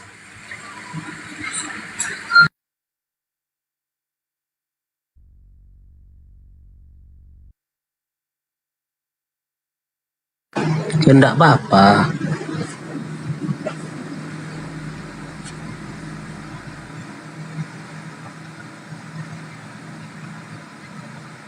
Bang Andi. Apalagi yang mau dibantah. Memang kan waktu Yesus berdoa di Aku lagi sahur, tangguh. kan Yesus kan berdoa kan biarlah kehendakmu yang jadi bukan kehendakku, kan dia bilang kan Yesus kan gemetaran menangis berdoa kepada Bapa di gunung. Menangis berarti Yesus tidak tahu itu ada kehendak Bapa. Berarti Yesus nggak tahu itu sampai nangis sampai apa ketakutan. Berarti Yesus tidak tahu ada kehendak Bapa di situ. Gampang kok, berarti itu bukan kehendak Bapa. Kalau kehendak Bapa Yesus tahu, berarti nggak perlu nangis. Toh ini ada lagi. Kalau Yesus sampai nangis takut gitu, dia tidak sampai seperti itu. Kalau memang tahu itu kehendak Bapa, dia pasrah gitu kan. Tapi gini loh, kayak pas izin ya Mas, Bang Andi kan lagi makan. Anda sebenarnya bisa baca di Matius 27 nomor 18. Ini jelas Matius menceritakan tentang siapa yang menghendaki Yesus mati kan gitu. Ini dari sisi kita belum sampai ke iblis ya. Nanti iblis itu nanti dijawab oleh Yesus, memang ada kehendak iblis. Di Matius 27:18, ia memang mengetahui bahwa mereka telah menyerahkan Yesus karena apa? Bukan penebusan dosa, karena dengki. Nah, itu awal ceritanya. Jadi Yesus ini diserahkan ke mahkamah agama itu karena dengki. Bukan kehendak Bapa. Atau bukan ini. Oke, kita baca di Matius 26:59 tentang kronologinya. Imam-imam kepala malah seluruh Mahkamah Agama mencari kesaksian palsu terhadap Yesus supaya ia dapat dihukum mati. Supaya ia dapat dihukum mati. Imam-imam kepala, malah seluruh Mahkamah Agama mencari kesaksian palsu terhadap Yesus supaya ia dapat dihukum mati. Jadi kalau proses penyaliban ini ada terjadi, itu bukan karena siapa kehendak Bapa, tetapi kehendak mereka, imam-imam Mahkamah Agama yang mencari kesaksian palsu supaya apa katanya? Supaya Yesus dihukum mati. Itu data loh sebenarnya. Bible ini gampang loh kalian untuk mencari jawabannya. Lalu apa lagi di sini? Kalau kita berbicara tentang siapa kehendak iblis, ini tadi kan kehendak orang-orang Romawi dan Mahkamah Agama ya yang menghendaki Yesus mati ini karena dia bersaksi palsu dan karena dengki dia bilang. Jadi di situ teman-teman, itu dulu poinnya bahwa bukan ada kehendak Bapa, bukan juga kehendak Yesus. Tadi Anda mengatakan di Taman Getsemani. Kalau Yesus ini tahu bahwa itu kehendak Bapa, Anda sudah menjawab sendiri. Yesus di sana ketakutan, menangis, rasa mau mati, gitu. Bahkan murid-muridnya pun dimarahi itu loh. Kenapa kamu tidak mau berjaga hanya 1 jam saja, dia bilang. Sampai 3 kali dimarahi muridnya. Kalau Yesus tuh tahu mau disalib, mau mati dari maut, dari cawan ini, dari maut dan kematian dari salib, kenapa dia marah murid-muridnya harus berjaga? Masa Tuhan dijaga oleh murid-muridnya? Artinya apa? Kesimpulan di Taman Getsemani itu memang Yesus tidak tahu itu ada kehendak Bapa. Jangan salahkan Bapaknya, jangan salahkan Yesus. Kalau Yesus tahu, ya tidak perlu dia sampai menangis takut mati. Seperti itu dulu, kayak Pak, silakan. Enggak, biar panas Bu Karina. Jadi ini kita bacakan teratur ini udah. Kronologinya, sebab-sebabnya, bagaimana caranya Yesus menghindar. Ini sangat jelas. Pertama kita harus tahu dulu. Dia yang menginginkan Yesus mati siapa? Tentu saja bukan Tuhan. Karena Tuhan justru mengatakan, inilah anakku yang kukasihi. Nah, ya, berarti kan harus dikasihi.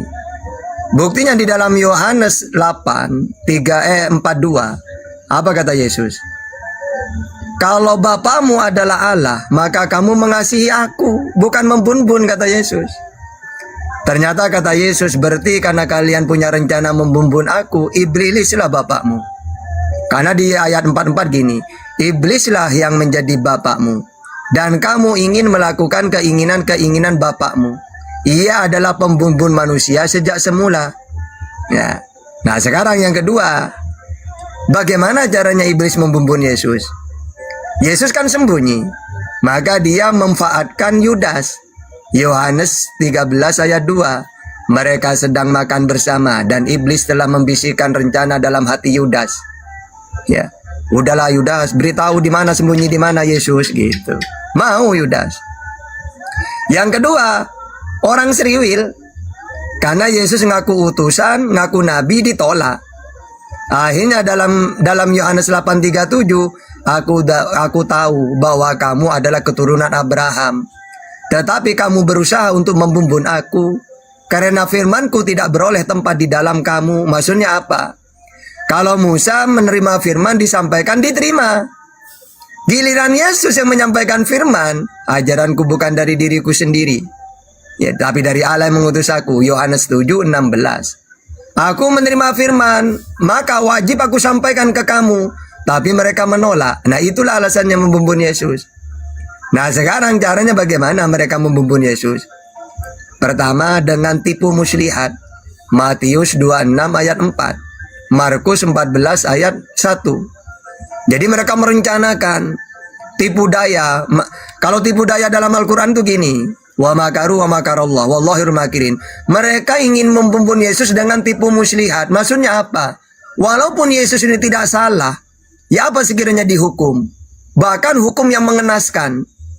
Ya, makanya caranya tipu dayanya itu mencari kesaksian palsu. Matius 26:59. Imam-imam kepala malah seluruh Mahkamah Agama mencari kesaksian palsu. Maksudnya gini, ayo besok ketika disidang cari kesalahannya, sekiranya dia salah lalu dihukum. Bahkan kalau bisa dihukum mengenaskan. Ya apa caranya? Ya harus disalib. Kan dalam ajaran Taurat orang disalib itu orang yang dikutuk Tuhan. Sehingga orang-orang menyangka, oh Yesus ini orang dikutuk Tuhan. Gitu. Karena dalam Ulangan 21-23, maka janganlah mayatnya dibiarkan semalam-malaman pada tiang itu. Tetapi haruslah engkau menguburkan dia pada hari itu juga. Sebab seorang yang digantung terkutuk oleh Allah. Ya. Nah makanya Tuhan tidak mau, orang tidak bersalah, tapi mau dihukum mengenaskan supaya mati terkutuk kesannya. Maka ajaran samawi biasanya Allah menyelamatkan. Ya, orang benar diselamatkan dari kesukaran. Lalu orang fasik menggantikannya. Maksudnya oleh Tuhan diganti dengan orang benar-benar terkutuk. Yang cocok. Siapa sekiranya mati disalib terkutuk? Ya orang menerima suap. Karena dalam Ulangan 27-25 terkutuklah orang yang menerima suap. Siapa tadi yang disuap? Nah tinggal mikir. Amsal 21:18 orang fasik dipakai sebagai tebusan bagi orang benar. Dan pengkhianat sebagai ganti orang jujur. Yesus bagaimana mengetahui itu? Yesus malah sembunyi dia. Melarikan diri dia. Yohanes 18 ayat 1-3. Setelah Yesus mengatakan semuanya itu, keluarlah ia dari situ bersama-sama dengan murid-muridnya. Dan mereka pergi ke seberang sungai Kedron. Makanya nanti Yudas ini yang memberitahu tempat ini. Bahkan di dalam Lukas 13:33, tetapi hari ini dan besok dan lusa aku harus meneruskan perjalananku. Sebab tidaklah semestinya seorang nabi dibun-bun. Karena Yesus tahu, kemarin-kemarin paman saya Zakaria dibun-bun. Pertama anaknya Zakaria, Yohanes ya, atau Nabi Ilyas ya, dibun-bun. Setelah berhasil, ayahnya Zakaria dibun-bun. Akhirnya Yesus tahu, pasti giliran saya ini. Akhirnya aku harus pergi. Karena tidak semestinya seorang nabi dibun-bun. Apakah dia hanya pergi? Tidak, berusaha, dia berdoa. Matius 26 ayat 28. Bersujud dia. Lalu katanya kepada mereka, hatiku sangat sedih. Seperti mau mati rasanya. Ya karena mau digerebek habis ini. Bahkan dia sujud ya, minta tolong dia. Matius 26-29. Ya. Bahkan bukan hanya berdoa. Dari takutnya sampai dia marah. Matius 26:40. Setelah itu ia kembali kepada murid-muridnya itu dan mendapati mereka sedang tidur. Woi, jangan tidur. Sahur, sahur. Berjaga-jagalah. Gitu loh. Akhirnya di dalam 41-nya, berjaga-jagalah dan berdoalah supaya kamu jangan jatuh ke dalam percobaan. Nah, ingat ya, apakah Yesus bersujud? Ketakutan Tuhan membiarkan? Tidak. Karena Yesus minta kekuatan. Tuhan kirimkan malaikat, Tuhan selamatkan aku. Maka dalam Matius 26 ayat 53, atau kau sangka bahwa aku tidak dapat berseru kepada Bapakku supaya ia segera mengirim lebih dari 12 pasukan malaikat? Aku bisa doa kepada Tuhan, nanti Tuhan akan menyelamatkan saya. Ternyata beneran. Lukas 22:43. Maka seorang malaikat dari langit menampakkan diri kepadanya untuk memberi kekuatan. Tenang Yesus, kamu tidak akan disalib, akan diselamatkan oleh Tuhan. Kenapa? Karena dia orang soleh, doanya mustajab dia. Karena Allah berfirman, Allah akan memerintahkan malaikatnya menjaga engkau, untuk melindungi engkau kemana-mana engkau pergi. Di ayat 14, firman Allah, orang yang mengasihi aku akan kuselamatkan. Orang yang mengaku aku sebagai Tuhan akan kupeliharakan. Nah Yesus kan mengakui Allah itu Tuhan. Maka di ayat 15-nya, apabila mereka berseru kepadaku, apalagi Yesus sujud malah dia, aku akan menjawab mereka. Apabila mereka dalam kesusahan, Yesus kan tadi ketakutan, ya sampai keringatnya berbintik-bintik, ya. Apabila mereka dalam kesusahan, aku akan menolong mereka. Aku akan menyelamatkan serta menghormati mereka.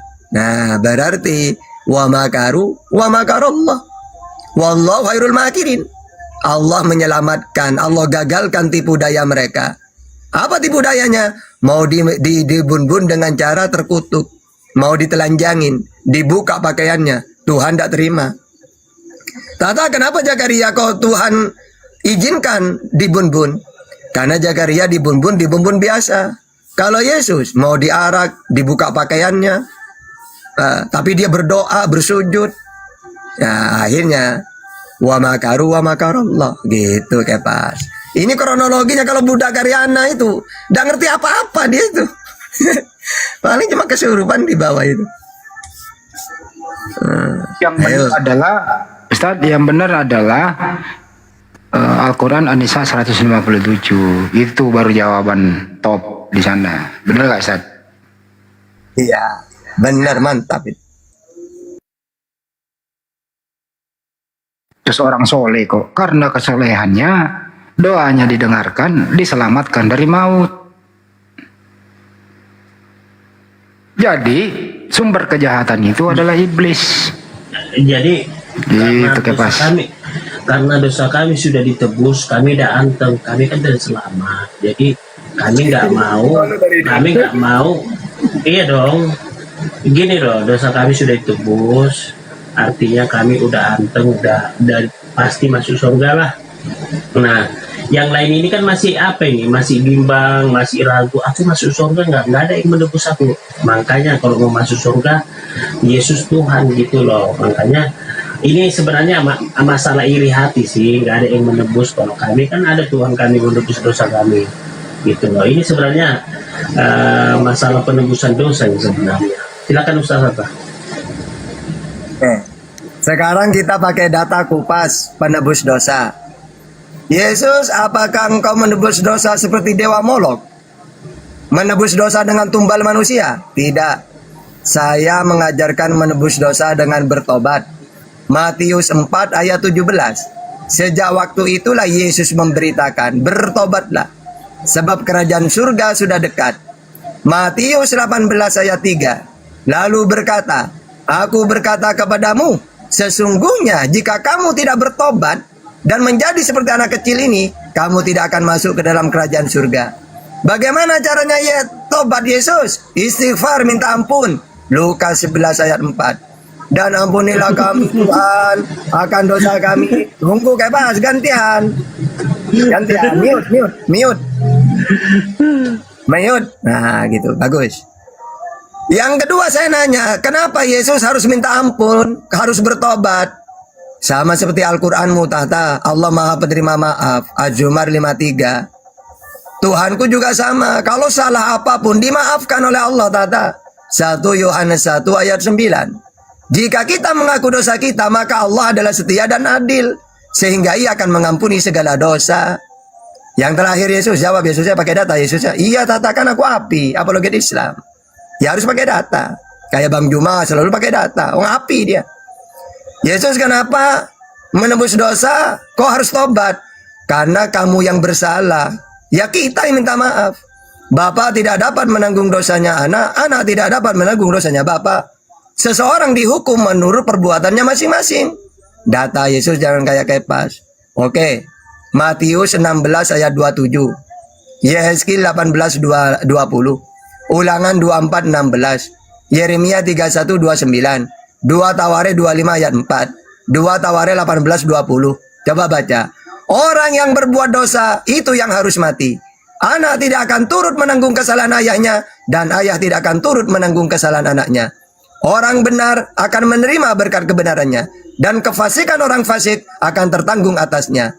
Janganlah ayah dihukum mati karena anaknya. Janganlah juga anak dihukum mati karena ayahnya. Setiap orang harus dihukum mati karena dosanya sendiri. Sebab anak manusia akan datang. Ya. Yeremia 31 ayat 29. Pada waktu itu orang tidak akan berkata lagi, ayah makan buah mentah dan gigi anaknya menjadi ngilu. Gak ada kayak gitu. Masa bapak yang makan buah mentah, giginya anaknya yang ngilu? Ya tidak mungkin. Wong bapaknya yang makan. Maksudnya apa di ayat setelahnya? Melainkan setiap orang akan mati karena kesalahannya sendiri. Setiap manusia yang makan buah mentah, ya giginya sendiri yang menjadi ngilu. Maksudnya apa? Kalau kita yang berbuat dosa, ya kita yang nanggung dosanya. Masa orang tua ibaratkan gini, Tuhan, saya berdosa, Tuhan, sini dong turun. Tak sembelih kamu Tuhan. Biar dengan darahmu saya ditebus. Lah kurang ajar. Tapi karena kata Yesus, gak kayak gitu. Kamu yang bersalah, ya kamu yang tobat kepada Tuhan. Nah ini ajaran masuk akal. Gitu Kepas. Jadi kamu ngomong apapun, sudah dijawab oleh Bible itu sebenarnya. Enggak, gini loh saudara. Makanya kan kata Yesus, bertobatlah sebab kerajaan Allah sudah dekat. Baptislah, kan dibilang Yesus sebelum Yesus naik ke surga, baptislah bangsa-bangsa menjadi muridku, ya kan, atas nama Bapa, Putra, dan Roh Kudus. Artinya gini, ketika kami sudah ditebus, artinya kami harus bertobat, dibaptis atas nama Bapa, Putra, dan Roh Kudus. Memang kata Ustaz Tata itu benar, bertobatlah. Artinya apa? Kita lahir baru seperti tidak anak-anak tadi yang belum mengenal dosa. Artinya ketika kita bertobat, percaya bahwa dalam konsep penyaliban Tuhan Yesus itu kita jangan melakukan dosa lagi. Itu loh Pak Ustadz. Silakan Pak Ustadz. Alas orang data begitu banyak dijawab, dibantah pakai curhat. Rugi saya itu, dalil begitu banyak dibantah dengan curhat. Sebenarnya gini loh, bukan curhat, itu sebenarnya dari dalil loh. Masalah Yesus dibaptis di Sungai Yordan kan dibilang bentuk pertobatan itu adalah, ya artinya bentuk pertobatan itu adalah dibaptis, ya kan. Ketika kita sudah dibaptis artinya lahir baru. Nah, apa yang disampaikan Ustaz Tata tadi, bertobatlah sebab kerajaan Allah sudah dekat. Salah. Yang ada itu bertobatlah. Caranya gimana Yesus? Astagfirullahaladzim, minta ampun. Udah dikasih tahu ayatnya tadi. Wong Yesus sudah saya nanya, Yesus caranya bertobat gimana? Ya istighfar. Istighfar itu kan minta ampun kan? Ampunilah dosa kami ya Allah. Gitu. Oh, kamu itu ngarang-ngarang kamu.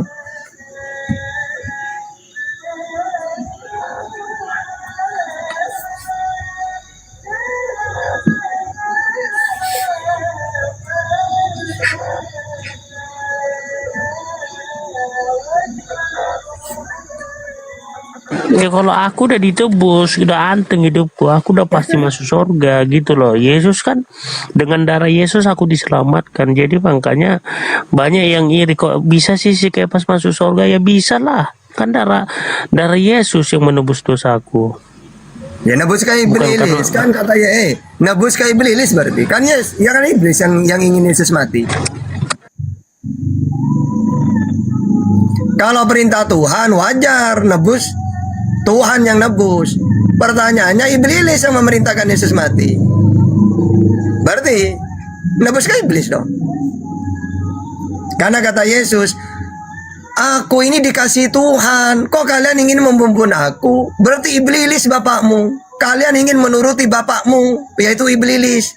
Dialah pembumbun manusia, kata Yesus. Gak ada Yesus. Oh, kalian ingin membumbun aku ya. Berarti kalian ingin ditebus dosanya ya. Oh, mentang-mentang ada nubuat, gak ada. Ya, tidak pernah Yesus mengatakan, mentang-mentang saya datang untuk mati. Tidak ada, malah dia ketakutan dia. Bapak, tolong Pak, saya belum nikah Pak. Itu. Masa Pak, belum tahu rasanya surga dunia, sudah mati duluan Pak. Jangan Pak, tolong Pak. Gitu.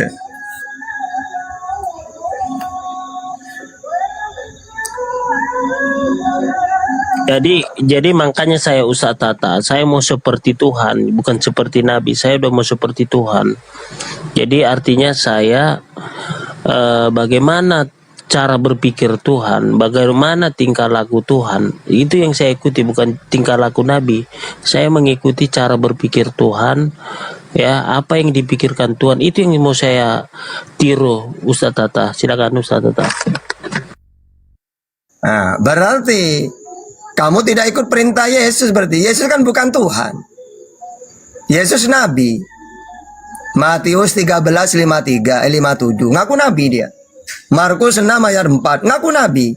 Yohanes 4:44 ngaku Nabi. Lukas 13:33 ngaku Nabi. Masyarakat tahu semua dia Nabi. Matius 21:10 Nabi. Yohanes 6:14 Nabi dia. Lukas 24:19 Nabi. Yohanes 4:19 Nabi dia. Lukas 7:16 Nabi. Ya. Nah, sekarang kamu ngikutin perintah Tuhan. Tuhan yang mana? Yesus. Loh, Yesus ngaku nabi kok. Ayo. Gimana?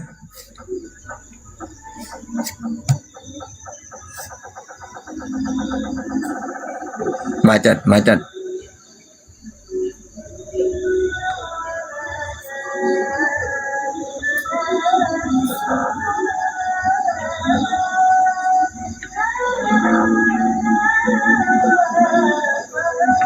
Oh, tenang cuma kepas. Tak buat hiburan doang kalau kepas ini.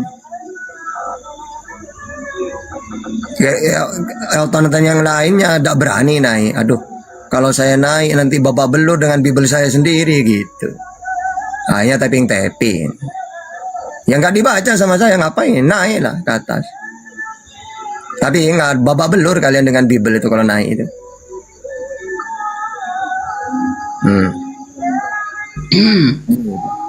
Tak buat babak belur ini. Gimana bang? Silakan. Ya, Siapa yang menginginkan Yesus mati? Siapa? Kenapa bang? Itu temanya. Kehendak siapa Yesus? Sebagai siapa dia datang? Dia datang sebagai apa bang? Sebagai Dia nabi. yang adalah Allah datang sebagai apa? Enggak, salah. Allahnya itu ada di langit. Matius 18:19. Dia datang sebagai apa? 1 Timotius 2 ayat 5, Filipi 2 ayat 6 sampai 11. Oke, sekarang gantian. Sebagai apa dia Matius, datang? mau Markus, mau Lukas, dia datang disembah atau tidak? Ya udah gini gantian ya. Dia datang pertama. Habis ini kamu datanya punya berapa? Gak usah panik bang, jangan Gak usah panik. Iya, makanya gantian.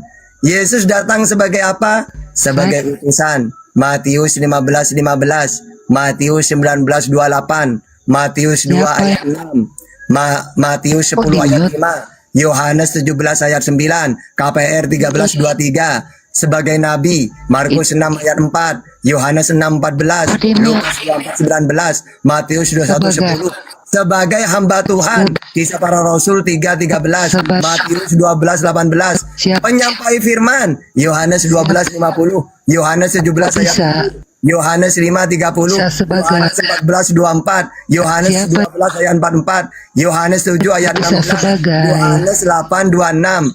Ya, nah ini puluhan data. Sekarang kamu pakai data.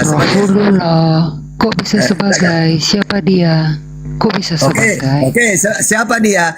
Dia adalah utusan Tuhan untuk Sriwin. Matius 15:24. Dia sebagai nabi, Markus 6 ayat 4, Yohanes 6:14, Lukas 24:19, Matius 21:10, sebagai hamba Tuhan, KPR 3:13, Matius 11:12 ayat 18, sebagai penyampai firman, Yohanes 12:50. Nah, sekarang Kristen kan tidak ada yang paham Bible nih. Coba, Yesus sebagai apa? Pakai data.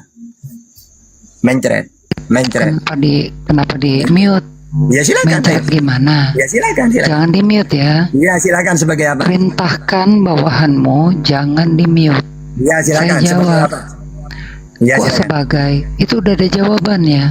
Kamu sebut sebagai. Tidak ada yang bisa sebagai dalam keilahian kecuali Allah itu sendiri. Dia datang sebagai. Artinya dia berkuasa untuk datang. Gini loh caranya dialog itu, pakai data, bukan curhat. Coba pakai data. Nggak bisa. Kalau udah pakai, saya tadi berapa puluh itu, kamu udah hitung datanya. Nah sekarang kan saya mengatakan di dunia ini tidak ada Kristen yang paham Bible itu, gak ada. Nah sekarang kamu saya tes, coba sebagai apa? Silakan. Sebagai apa? Lihat mute nggak? Ya silakan. Lihat nih ya, mati nyala kan mikrofon saya di mute, mati nyala. Ya silakan. Pakai data. Tidak ada sesuatu yang bisa datang sebagai kecuali dia yang berkuasa menjadi sebagai. Oke, saya nanya ke Yesus. Yesus, kamu kuasa enggak? Enggak, saya tidak bisa berbuat apa-apa. Oke, enggak. Langsung tak bantah. Katanya kata kamu dia kuasa. Kata Yesus, aku tidak bisa berbuat apa-apa. Yohanes 5:30. Bahkan aku minta mujizat kepada Tuhan. Aku nangis kepada Tuhan. Yohanes 11:44. Gak bisa apa-apa ternyata Yesusmu. Bahkan dia nangis-nangis ke Tuhan. Dia berdoa nangis dia. Ibrani 5 itu. Nangis Yesus kepada Tuhan. Ya, oke, sekarang silakan pakai data. Ya silakan pakai data. Ya silakan, enggak sudah, silakan. Filipi 2 ayat 6 sampai 11 baca sekarang. Filipi. Ya silakan. Al-Quran aja ada babulus. Udah gini loh. Kamu mau mewakili Paulus, saya mewakili Yesus. Ayo silakan. Yesus versus Paulus, silakan. Jangan di mute. Iya silakan. Lanjut. Ya Nih ya, silakan. lihat ya, saya nggak mute ya. Saya jawab nih ya. Ya silakan. Kalau Quran aja ada Paulus, kenapa Injil tidak boleh ada Paulus? Filipi 2 ayat 6 sampai 11. Saya nanya ke Yesus. Yesus, Paulus ini siapa Yesus? Paulus ini yang menyesatkan ajaran saya, tahta. Kita buktikan pakai data ya. Ya. Kata Yesus, Paulus ini penyesat ajaran Yesus. Mana datanya? Matius 7 ayat 15. Waspadalah terhadap nabi-nabi palsu yang datang kepadamu dengan menyamar seperti domba, tetapi sesungguhnya mereka adalah serigala. Maksudnya apa? Nabi palsu ini dia menyamar seperti domba. Domba kan orang Wahyudi. Ternyata domba yang aku domba ini serigala, orang Roma. Siapa orangnya? Ternyata Paulus. Paulus yang aku orang Roma. Kisah Para Rasul 22 ayat 25. Yang kedua nubuatnya Yesus terhadap Nabi palsu Paulus.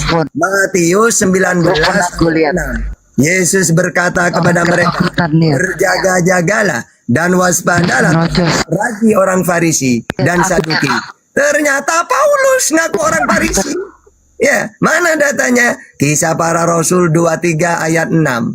Nubuat ketiga tentang Nabi palsu Paulus. Lukas 21 ayat 8. Jawabnya Yesus, waspadalah supaya kamu jangan disesatkan. Sebab banyak orang akan datang dengan memakai namaku dan berkata, akulah dia. Dan saatnya sudah dekat. Oh berarti Paulus Yesus. Iya, dekat Paulus. Setelah aku tidak ada, muncul orang ini. Emangnya siapa Yesus yang membawa nama kamu, selalu pakai namamu? Paulus tata. Mana datanya Yesus? Oke, 1 Korintus 1 ayat 1. Dari Paulus, yang oleh karena hendak Allah dipanggil menjadi Rasul Kristus. Memakai nama Kristus. Mana lagi Yesus? Dalilnya bahwa Paulus itulah nabi palsu. 2 Korintus 1 ayat 1.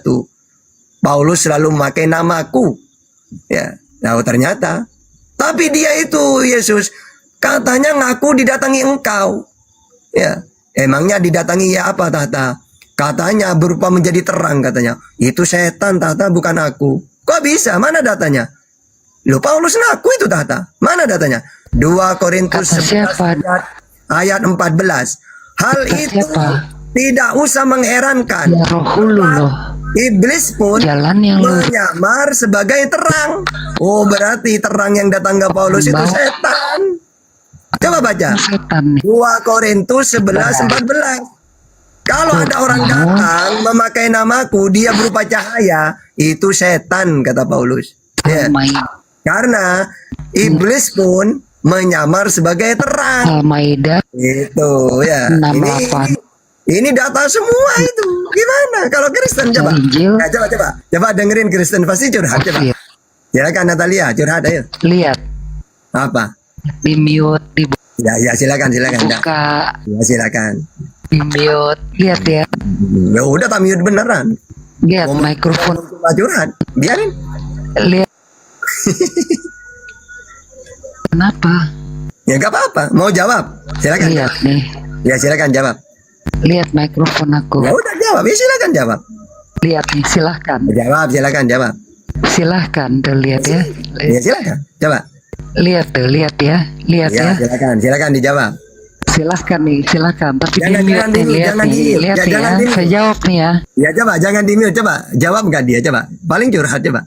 Jangan di mute. Kamu mute. Ya, Berani nggak kamu mute? Iya, tidak di mute. Berani nggak kamu mute? Kamu mute. Saya jawab, kamu mute. Nah, curhat dia. Mute. Beda itu, nggak di mute. Ini mute, kamu yang mute. Saya jawab. Iya silakan jawab. Kamu tidak di mute. Kamu tidak takut dengar jawaban ya, saya. Itu tidak di mute coba. Curhat nangis dia. Ih, Ya silakan jawab. Ini, Ini. ini. Tidak mampu dia, tidak mampu dia. Tidak paham Bible Kristen itu. Ya silakan jawab. Silakan jawab pakai data. Kamu mute, bacotmu mute dulu. Ya itu tidak di mute cepat. Lu mute. Duh. Pengecut. Nah, itu tidak di mute. Bacotmu mute. Bacotmu mute. Ya silakan, Takut itu tidak di mendengar mute. kebenaran takut. Ya silakan jawab, ayo. Mendengar kebenaran takut. Itu tidak di mute, silakan. Mute. Lu mute. Oh, Berani nggak kamu mute? Udah kamu nenek lampir ngepel kamu, cium pantat pendeta. Iya, kasihan, takut, gemetar. Oh, kasihan, nangis kamu di bawah. disuruh ngomong tak mau ngomong. Kenapa otet-otet dipanas-panas ya? Luar biasa. memang Orang Ustaz tidak di mute, di mute. Tidak disuruh ngomong, di mute. Padahal mau tak beliin permen loh dia itu kalau udah nangis. Tetap aja nangis. Ustaz Tata luar biasa, memang tidak ada sode ada lawan, saya nggak ada lawan ini. Lanjut Tat, saya sarapan Tat, makan dulu. Iya. Silakan. Pokoknya saran saya, Oten, nggak usah pakai data. Ketampol kalian pakai Bible itu. Imani saja lah, pokoknya Yesus Tuhan, imani gitu. Mau Bible musuhnya sendiri mau pakai Bible. Assalamualaikum, Pak Ustadz. Waalaikumsalam. Lanjut Bang. Ya, Yesus, kehendak siapa Yesus disalib? Di Matius 17, 22, Pak Ustadz.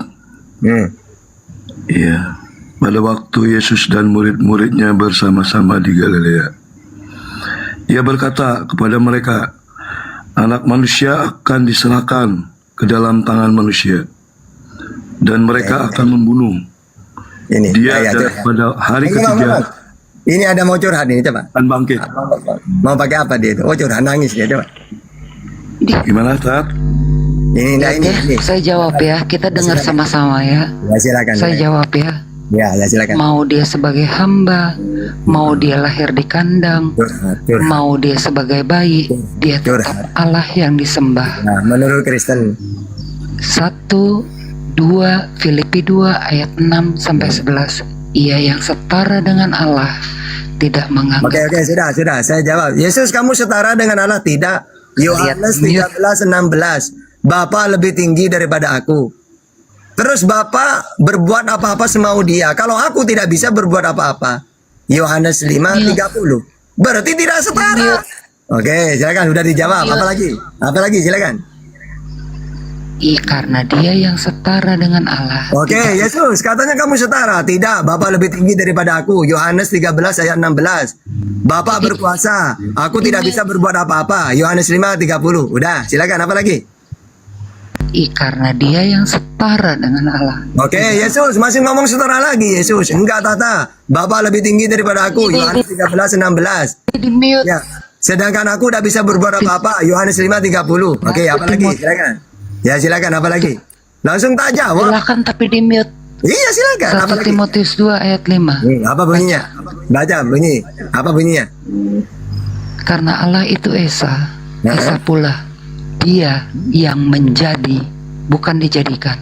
Menjadi apa? Dia yang menjadi perantara antara Allah. Oke, berarti cuma perantara seperti Musa perantara. Perantara apa? Penyampai firman.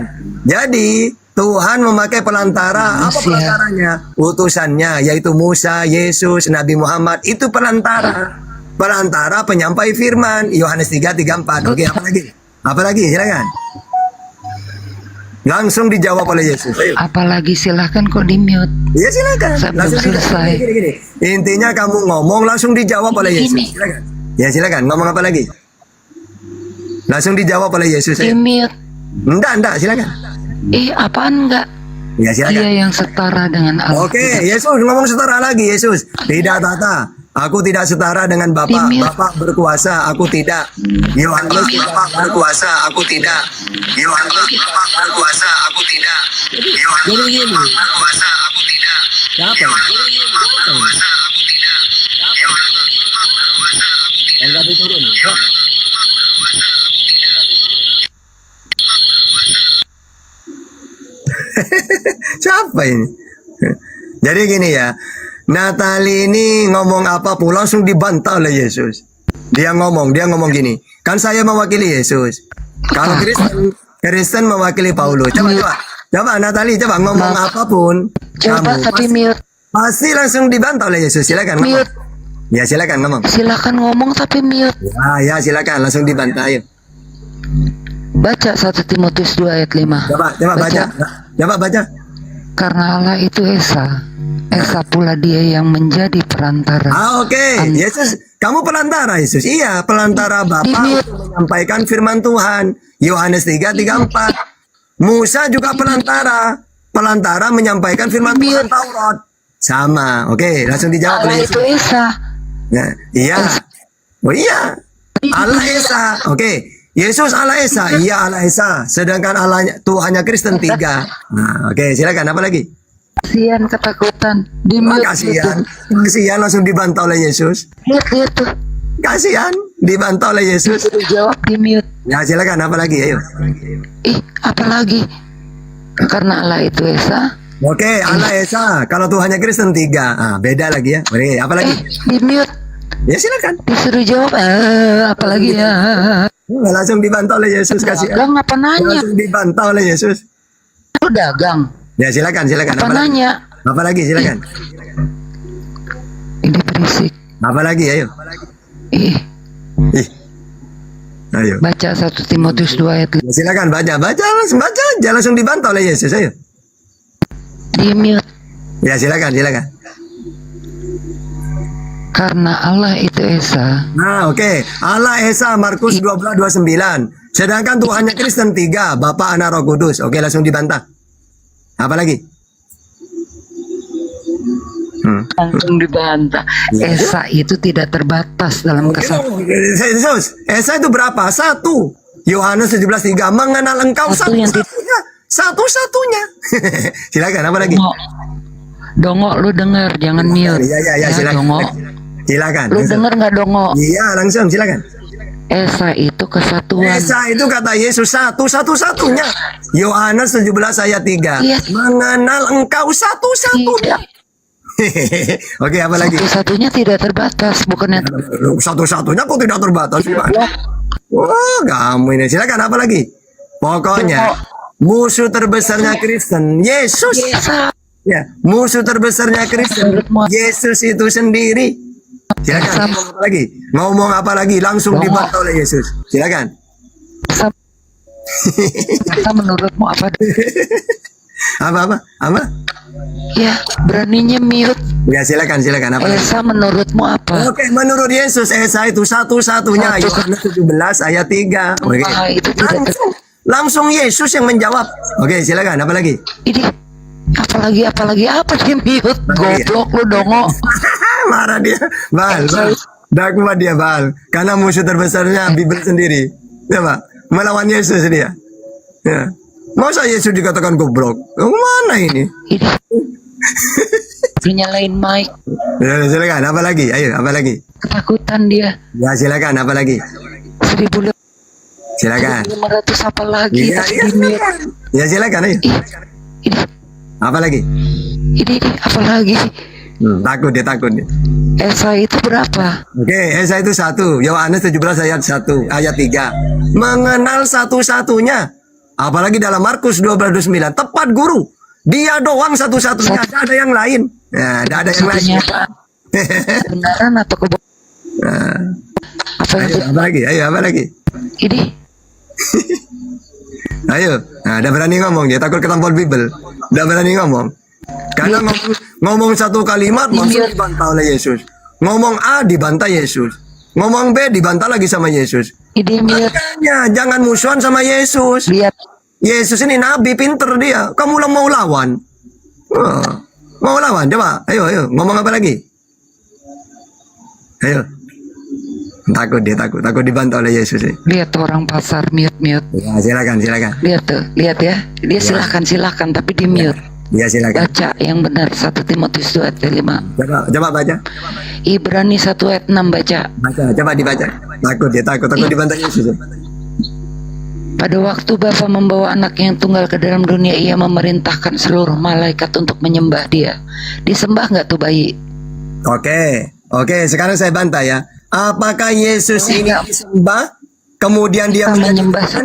Jadi gini. Kalau ada orang menyembah Yesus ya, bukan berarti Yesus ini Tuhan. Kok bisa Tata? Karena coba baca. 1 Samuel ayat 25 ayat 23. Ketika Abigail melihat Daud, segeralah ia turun dari atas keledainya, lalu sujud menyembah ke Daud. Apakah Daud Tuhan karena disembah? Ya, masa gara-gara Yesus disembah Tuhan katanya. Padahal Nabi Daud juga disembah. Orang-orang sujud kepada Daud. Berarti Daud Tuhan dong. Nah, ada lagi. Tuhannya Kristen, yaitu benih het. Karena benih het ini disembah. Kejadian 23 ayat 7. Kemudian bangunlah Abraham, lalu sujud menyembah kepada benih het. Apakah benih het Tuhan? Jadi lucu orang Kristen ini. Tata, Yesus Tuhan. Kenapa kok Tuhan? Karena dia disembah. Loh, Nabi Daud orang-orang menyembah sujud ke dia. Mana datanya? 1 Samuel 25 ayat 23. Abraham juga sujud kepada benih het. Kejadian 23 ayat 7. Nah. Aduh, kasihan nih. Emosi dia. Emosi masalahnya. Emosinya dia Bang Baal. Dia ngomong apapun ditampol pakai bibir. Betul. Ustadz Ada udah memahami dan mempelajari dan menghafal semua dari Kejadian sampai Wahyu. Jadi apapun nih ada jawabannya, masalah. Terutama Yesus yang menjawab sendiri, dia tambah panas. Silakan Bang Wawa Kici, mau bertanya sepuasnya, silakan Bang Wawa Kici. Silakan bertanya. Langsung Quran dan Bible menjawab ya. Enggak, Bang Wawa ini Islam Ustaz. Oh Islam. Kira ya udahlah. Saya Cuman mau bertanya katanya dari kemarin-kemarinnya. Silakan apa yang mau ditanyakan Bang Wawa? Assalamualaikum Pak Ustaz. Waalaikumsalam. Warahmatullahi wabarakatuh. Pak Ustaz, saya kan sudah nggak ada ibu. Doa apa ya Pak Ustaz? Buat kirim doa sama ibu yang udah nggak ada tuh. Selain Al-Fatihah Pak Ustaz. Ya gampang. Jadi gini ya. Di dalam hadis kan dijelaskan, idza mata banu Adam in qata'an amaluhu illa, kecuali 3 perkara. Ya. Apa saja 3 perkara? Kalau sudah anak Adam meninggal, maka terputus dengan dunia, kecuali 3 perkara. Pertama, sedekah jariyah. Misalnya kita ini sedekah Quran lah ya, ke pesantren. Lalu kita meninggal, selagi Al-Quran itu dibaca, pahalanya ngalir terus walaupun kita meninggal. Ya. Yang kedua, au ilmin yuntafa'u bihi. Ilmu yang bermanfaat. Misalnya kita ini mengajar. Ya.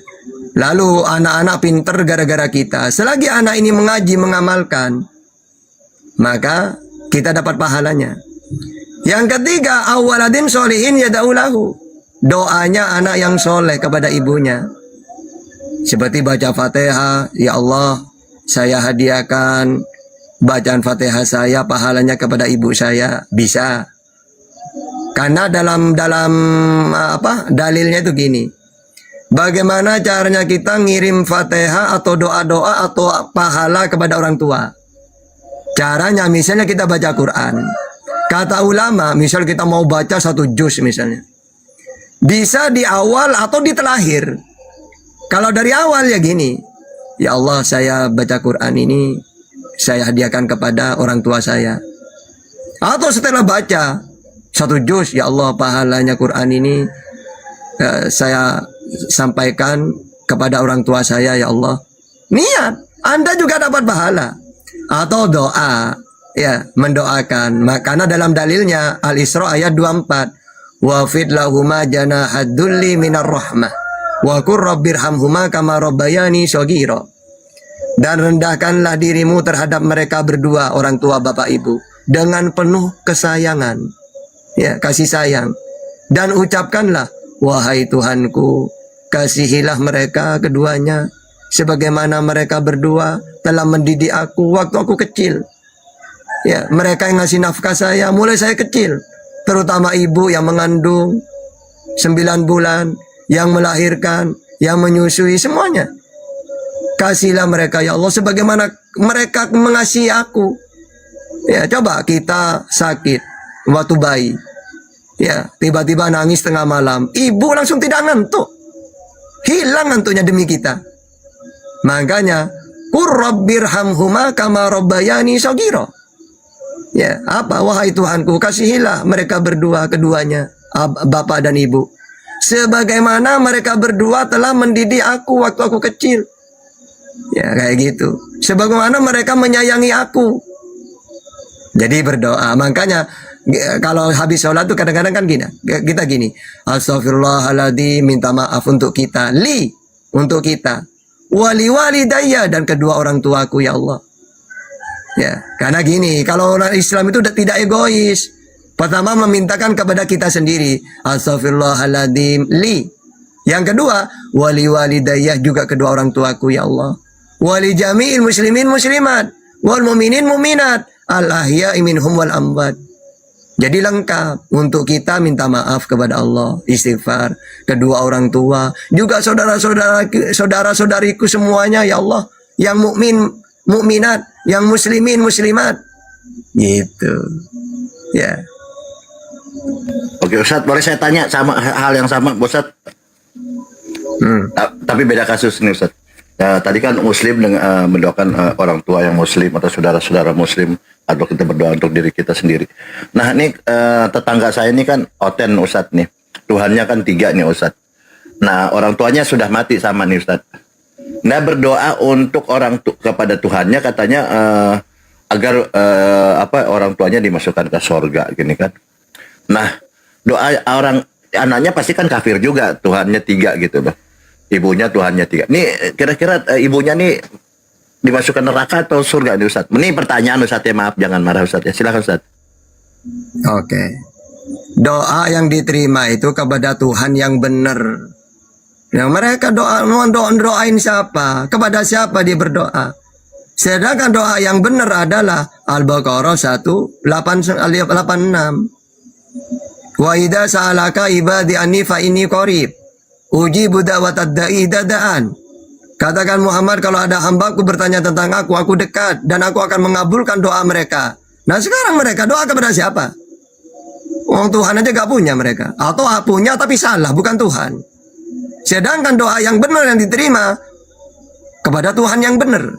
Sebagaimana Allah berfirman. Katakan Muhammad, jangan khawatir. Kalau mereka bertanya tentang aku, hambaku bertanya tentang aku dekat. Dan aku akan mengabulkan semua permintaannya. Mau doa apa dia? Nah kalau mereka Tuhan aja gak punya. Itu. Doa ke siapa mereka? Itu sih.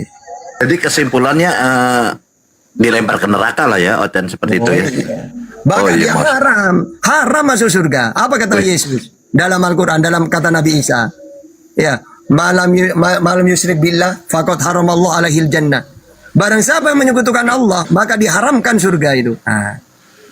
Masya Allah ya, ngeri ya. Ya walaupun sebenarnya doanya sampai jingkrak-jingkrak gitu, salto-salto, nyanyi-nyanyi gitu kan, sama katanya ibadahnya, berdoanya gitu, pakai bahasa roh itu, tetap aja masuk neraka ya Ustadz ya. Iyalah. Pokoknya kuncinya surga itu kata-kata Nabi Muhammad dan Yesus, mentuhankan Allah. Fusilat 30, Al-Baqarah 25, Yohanes 17:3, Yohanes 5:24, Matius 19:16. Syaratnya masuk surga mentuhankan Allah menurut Yesus dan Nabi Muhammad dan menurut semua para nabi. Ini Bapak itu loh, Mbah Sameder Aliteng bertanya sak modare jadi. Masya Allah. Jadi nanya sampai pingsan nanti, ayo sampai pingsan. Oke, Bang Mana lagi dilanjut. Bang Mana luar biasa ya. Anda sebagai anak yang saya dibawa aja. Assalamualaikum warahmatullahi wabarakatuh. Waalaikumsalam warahmatullahi wabarakatuh. Luar biasa ya itu. Jadi Ustadznya kasihan mereka seumpamanya jingkrak apapun gitu ya, salto gitu, pakai musik, pakai dansa, pakai segala macam gitu, bahasa roh, tetap aja neraka ya Ustadz. Nah kalau di Islam ini untuk masuk surga sulit nggak Ustadz? Silahkan Ustadz. Oke, sebenarnya mudah ya, karena memang syaratnya masuk surga kan mudah kan, kuncinya itu Fusilat 30, Al-Had ayat 14, Ibrahim 23, Al-Kahfi 107, Al-Had ayat 56, Al-Ankabut 58, Surat Ar-Rum ayat 15, Luqman ayat 8, As-Sajdah ayat 19, Asy-Syura ayat 22. Innal ladzina qalu rabbuna Allah tsumma istaqamu tatanazzalu alaihimul malaika alla takhafu wa la tahzanu wa abshiru bil jannah allati kuntum tu'adun. Sesungguhnya orang-orang yang berkata Tuhan kami adalah Allah, kemudian mereka meneguhkan pendirian mereka, maka malaikat-malaikat akan turun kepada mereka dengan berkata, janganlah kamu merasa takut dan janganlah kamu bersedih hati dan bergembiralah kamu dengan memperoleh surga, karena kamu sudah bertauhid, mentuhankan Tuhan yang benar. Innal ladina yudkhilul ladina amanu wa amilus solihati jannatin tajri min tahtiha al-anhar. Innallaha yaf'alu ma yurid. Sungguh Allah akan memasukkan orang-orang beriman kepada Allah, mengerjakan kebajikan ke dalam surga-surganya, memasukkan ke surga. Wa udkhilul ladina amanu wa amilus solihati jannatin tajri min tahtiha al-anhar, sama Ibrahim 23. Dan orang-orang beriman dan mengerjakan kebajikan, mereka dimasukkan ke surga. Begitu juga Al-Kahfi 107. Innal ladina amanu wa amilus solihati kanat lahum jannatul firdaus. Sungguh orang yang beriman kepada Allah, mengerjakan kebajikan, untuk mereka disediakan surga Firdaus. Begitu juga dalam surat Al-Had ayat 23. Innallaha yudkhilul ladina amanu wa amilus solihati jannatin tajri min tahtiha al-anhar yuhallawna fiha min asawira min dhahabi wa lu'lu'a wa libasuhum fiha harir. Sungguh Allah akan memasukkan orang-orang beriman kepada Allah, mengerjakan kebajikan ke dalam surga-surga yang mengalir di bawahnya sungai-sungai. Di sana mereka diberi perhiasan gelang-gelang emas dan mutiara, dan pakaian mereka adalah sutra. Waduh, banyak banget dalilnya. Wih, keren. Jadi memang jaminan keselamatan itu jelas dalam Islam tuh ya. Ya, mentauhidkan Allah, kemudian melakukan perintah-perintahnya, seperti itu aja mudah ya, seperti itu ya. Sama saya pernah membaca gitu ya tentang bagaimana Yesus mengajarkan bahwa mengasihi Allah ini adalah dia bilang melakukan apa yang dikehendaki Bapa gitu, tunduk patuh dan beribadah kepada Allah. Artinya seperti itu. Berarti sama ajaran Yesus dengan ajaran Islam ya. Tidak hanya percaya saja, tetapi harus melakukan apa yang dilarang, apa yang diperintahkan gitu ya. Menjauhi yang dilarang, artinya melakukan yang diperintahkan. Nah, kalau Tuhannya kan ada 3 nih, tentu tadi dikatakan masuk neraka. Ada yang mengatakan Tuhannya 2, di diskon, di korting 1. Kalau 2 gimana? Masuk surga atau neraka, Ustadz? Ini Lukas ini. Tuhannya kalau 2 neraka. Karena dalam Al-Quran surat Al-Anbiya ayat 25. Syaratnya masuk surga mentuhankan Allah yang satu, sembahlah Dia. Maka kalau 2 kata Yesus menyekutukan tempatnya neraka. Ngeri juga ya. Ya Allah, tetap neraka ya 2. Seumpamanya ini Ustadz, 1, tapi Tuhannya salah gitu kan, manusia yang disembah gitu, apa masuk neraka atau surga? Ini sudah 1 nih, tapi manusia yang disembah, gimana Ustadz? Maaf nih, kita bertanya aja, saya kan lagi belajar Ustadz. 1 itu kalau Allah mengenal engkau satu-satunya, walaupun 1 kalau berhala, kalau manusia, ya tetap bukan Tuhan itu. Itulah syirik, musyrik namanya. Kalau jadi nggak ada pilihan, mereka tuh walaupun jingkrak, salto, bahasa roh, apapun masuk neraka ya Ustadz. Ya, oke, lanjut Ustadz, maaf ya, nanti mungkin ada yang lain mau bertanya, silakan Ustadz. Silakan. Ada Lukas ini, Lukas dong. Lukas, Tuhanmu berapa Lukas? Halo. Tuhanmu ada berapa Lukas? 1. Tuhanku ya 1 lah Bang. Gimananya? Yang mana? Yesus apa Tuhannya Yesus? Ya Tuhannya Yesus lah. Gini Bang, aku mau nanya kan. Begini kan contohnya, kalau saya Muslim kan, ibu saya kan sudah meninggal gini kan. Jadi ibu saya ini kan Kristen, jadi seandainya saya berdoa itu gimana? Apakah doa saya ini bisa menyelamatkan ibu saya gitu loh dari siksa kubur? Lukas kan masih Kristen. Segala macam. Ya contohnya seperti itu loh. Soalnya kawan saya ada yang begitu. Ada juga gitu. Oke. Terima Jadi kasih. kalau ajaran samawi batasnya orang sampai meninggal. Kalau sudah meninggal tidak bisa sudah selamat. Sama dengan gini, ada orang ketika Yesus diutus, mereka tidak beriman kepada Yesus, meninggal. Ya tidak bisa selamat walaupun didoakan. Kan dia tidak mengikuti ajaran Yesus, yaitu mentuhankan Allah. Ya sama dalam Islam. Ada orang tuanya tidak mentuhankan Allah. Terus anaknya berdoa masuk Islam. Apakah bisa selamat? Ya tidak bisa berubah, kan orang sudah mati. Ya sama dengan orang Kristen. Menurut Kristen ya gitu. Masa ada orang Islam, anaknya murtad, lalu anaknya mendoakan orang tuanya yang Muslim. Bisa nggak? Ya nggak bisa juga. Menurut Kristen. Kan gitu. Karena orang meninggal tidak bisa berubah. Berarti sia-sia aja lah Bang ya. Walaupun Ya si iyalah, anak walaupun- ini dia masuk Islam gitu, dia mu'alaf gitu kan. Ada niatnya dia mendoakan orang tuanya, berarti sia-sia aja doanya berarti ya. Fatawakkal 'ala Allah aja. Ketika doa Nabi Ibrahim kepada ayahnya gimana Ustaz? Silakan Ustaz. Ya karena apa ya? Syaratnya masuk surga itu kan kata Nabi Muhammad dan Yesus mentuhankan Allah. Nah kalau orang sudah tidak mentuhankan Allah, mau kayak apapun kalau sudah meninggal tidak bisa berubah. Masa dia tidak mentuhankan Tuhan yang benar, gara-gara didoakan menjadi benar Tuhannya, ya tetap salah kan? Batas hidup sudah selesai. Orang itu bisa berubah selama dia masih hidup, bertobat apa tidak. Kalau sudah meninggal, menyesal sudah. Lukas Dan ini ini- masih Kristen Tad. dan- Cuman dan dia ini- sudah nggak percaya Yesus sebagai Tuhan. Lukas ini. Dia Dan Kristen. ini bukan hanya di ajaran Islam, walaupun di ajaran lainnya pasti ya gitu, pemahaman samawi lainnya.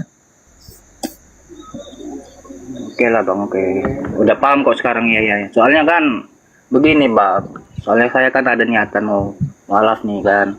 Juga saya kepikiran gitu karena saya kan sayang kali sama orang tua saya, apalagi terutama ibu kan. Juga ibu saya udah memang kalau bagi saya baik sih ibu saya tuh, apapun segala macam didukung. Bahkan saya waktu itu mau masuk Islam aja didukung sebenarnya, cuman ya intinya cari apa setelah nanti kan setelah udah pindah agama lebih baik lagi lah dibilang gitu. Cuman itulah ibu saya kan, karena dia juga waktu walaupun udah saya jelaskan semua aja saya ajak lah gitu tetap gak mau gitu sampai dia meninggal pun. Jadi saya kepikiran kadang gitu Bang. Ya makanya Ya, gini, ya, intinya menyelamatkan gini, dia, gitu. artinya gini, kalau ada orang dia itu tidak mualaf, tetap dalam kekristenan misalnya, meninggal, baru dia sadar, ya Allah ternyata yang benar Muslim. Tiba-tiba anaknya di dunia mualaf, bahagia dia. Ya Allah, alhamdulillah, walaupun saya neraka, karena saya tidak mentuhankan engkau, minimal saya tahu ya Allah anakku ternyata mu'alaf, bahagia dia. Kecuali abang gini, ya udahlah, walaupun ibu saya Kristen, walaupun agamanya tidak benar, saya bersama ibu aja lah nanti nemenin saya. Ya kalau kayak gitu tidak membahagiakan orang tua. Minimal ibu bahagia. Di dalam Islam saja ketika seorang ibu meninggal, ya ada malaikat yang beritahu, ini loh kelakuan anakmu. Kalau anaknya baik, bahagia ibu itu. Tapi kalau jahat, maksiat terus, berzina, apalah, ini loh kelakuan anakmu di dunia. Langsung ibunya nangis itu. Ya, kayak gitu. Ya minimal kalau abang tetap bertahan di Kristen, ya tidak bisa membahagiakan ibunya. Tapi kalau dia mualaf, apa kata malaikat? Lihat anakmu. Anakmu dapat hidayah masuk Islam. Bahagia dia. Karena dia tidak bisa seperti itu. Ya, karena sudah habis masanya, diberi kesempatan bertobat sampai meninggal tidak mau. Maka selesai sudah, tidak ada hidup lagi, tidak bisa. Nah, minimal dia bangga bahagia melihat anaknya. Seharusnya gitu. Oke lah. Udah paham kok infonya ya Bang ya. Soalnya gini kan Bang, memang kalau soal waktu saya ada niat mualaf waktu itu kan, memang yang agak mendukung ini ibu sih. Beda sama kalau ayah. Kalau ayah nih kalau menentang keras sekali, cuman ibu lah yang agak mendukung gitu walaupun dibilang Ibunya ya, Masya Allah, baik sekali ibunya ya. Kalau memang ibunya sudah baik, ya lakukanlah itu. Kalau menurut ibu baik, ya sudah lakukan aja. Minimal kita sudah melakukan hal-hal apa yang sudah dipikirkan oleh ibu baik. Segerakan aja Bang Lukas. Kalau Anda memang sayang sama ibu gitu. iya Bang, soalnya gini, kalau dibilang ibu kan ya terserah lah, yang penting dibilang gitu kan, yang penting nanti setelah kalau udah pindah agama berubah lah dibilang itu. Jadi yang lebih baik tunjukkan kalau agamamu yang baru ini lebih baik, dibilang gitu. Begitu didukung, pokoknya didukung lah seperti itu ya. Bahkan saya pernah sholat diam-diam aja, ibu saya belajar ini kan Bang, bukan sholat nih, masih belajar lah, diajak kawan ini kan. Ya itulah, seperti itulah kan, ibu saya nih ya diam aja, nggak ada ngasih tahu ke ayah saya gitu loh, diam aja, pura-pura nggak tahu gitu, padahal ibu saya tuh tahu sebenarnya. Seperti itulah, makanya itu kan, jadi kalau seandainya apa saya kepikiran gitu, kayak mana sih saya gitu. Soalnya orang tua saya yang ibu ini baik kali gitu loh. Seperti itu loh, makanya saya tadi kan karena saya bertanya itu, iya langsung terfokus sama ibu saya kan gitu. Soalnya tadi ada yang bertanya gitu, soal ibu, apa doa untuk ibu yang telah meninggal tadi. Siapa namanya tadi, lupa saya. Jadi saya langsung terfokus ke situ. Kebetulan saya kan masih di Kristen gini kan, ada niatan mau mualaf gitu. Saya jadi itulah langsung teringat, langsung pertanyaan seperti itu. Makanya saya langsung naik seperti itu. Kira-kira begitulah Bang. Nah iya, kalau misalnya anak bisa merubah ibu, ya enak dong. Banyak nanti orang tidak usah cari kebenaran. Yang penting dengan anaknya nanti tetap masuk surga. Ya bagaimana? Untuk apa? Wong kita diberi kesempatan hidup satu kali. Misal salah Tuhan sampai meninggal, ya sudah, tidak akan selamat. Ya, siapapun tidak bisa merubah, bahkan dirinya sendiri gak bisa. Maksudnya gini, kalau dalam Islam itu, ya Allah saya minta hidup lagi ya Allah. Ternyata saya tahu Islam yang benar. Tidak bisa sudah. Loh, kamu dikasih hidup berapa tahun? Wong Islam sudah nyampe dakwahnya kepada engkau. Kenapa tidak beriman? Akhirnya dalam Islam, rubama yawaddul ladina kafaru law kanu muslimin. Nanti di akhirat orang-orang kafir itu menyesal, kenapa saya dulu tidak muslim gitu. Sedangkan anak pun tidak bisa menyelamatkan. Bukan hanya di Islam, walaupun dalam Bible ya sama. Apa? Dalam Bible, anak tidak bisa menolong orang tua, makanya ketika hidup hati-hati. Begitu juga orang tua tidak bisa menolong anak. Mana datanya? Yehezkiel 18:20, Ulangan 24:16, Matius 16:27, Yeremia 31:29, Yeremia 31:30, 2 Tawarikh 25 ayat 4, 2 Tawarikh 18 ayat 20. Apa di situ isinya? Kalau sudah meninggal tidak membawa iman, bapak tidak bisa menolong anak tidak bisa menolong bapak.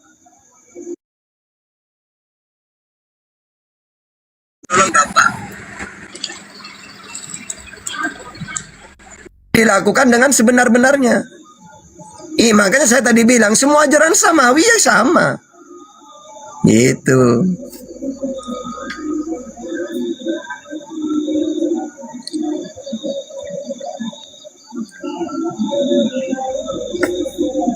Oke lah Bang, makasih lah infonya lah Bang ya. Soalnya saya memang itulah, adalah niatan itu kan. Saya kayak mana kepikiran terus lah. Cuman itu Ya.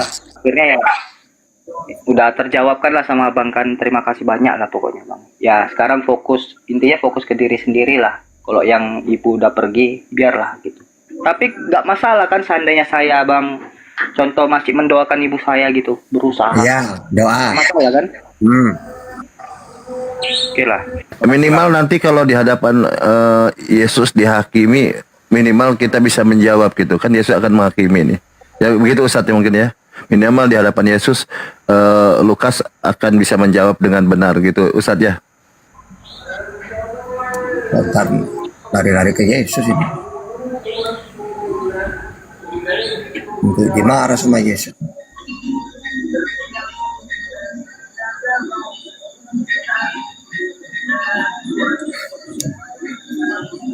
Oke, siapa ini yang datang baru-baru ini? Silakan. Kalau mau bertanya agama apa? Otan apa Kristen?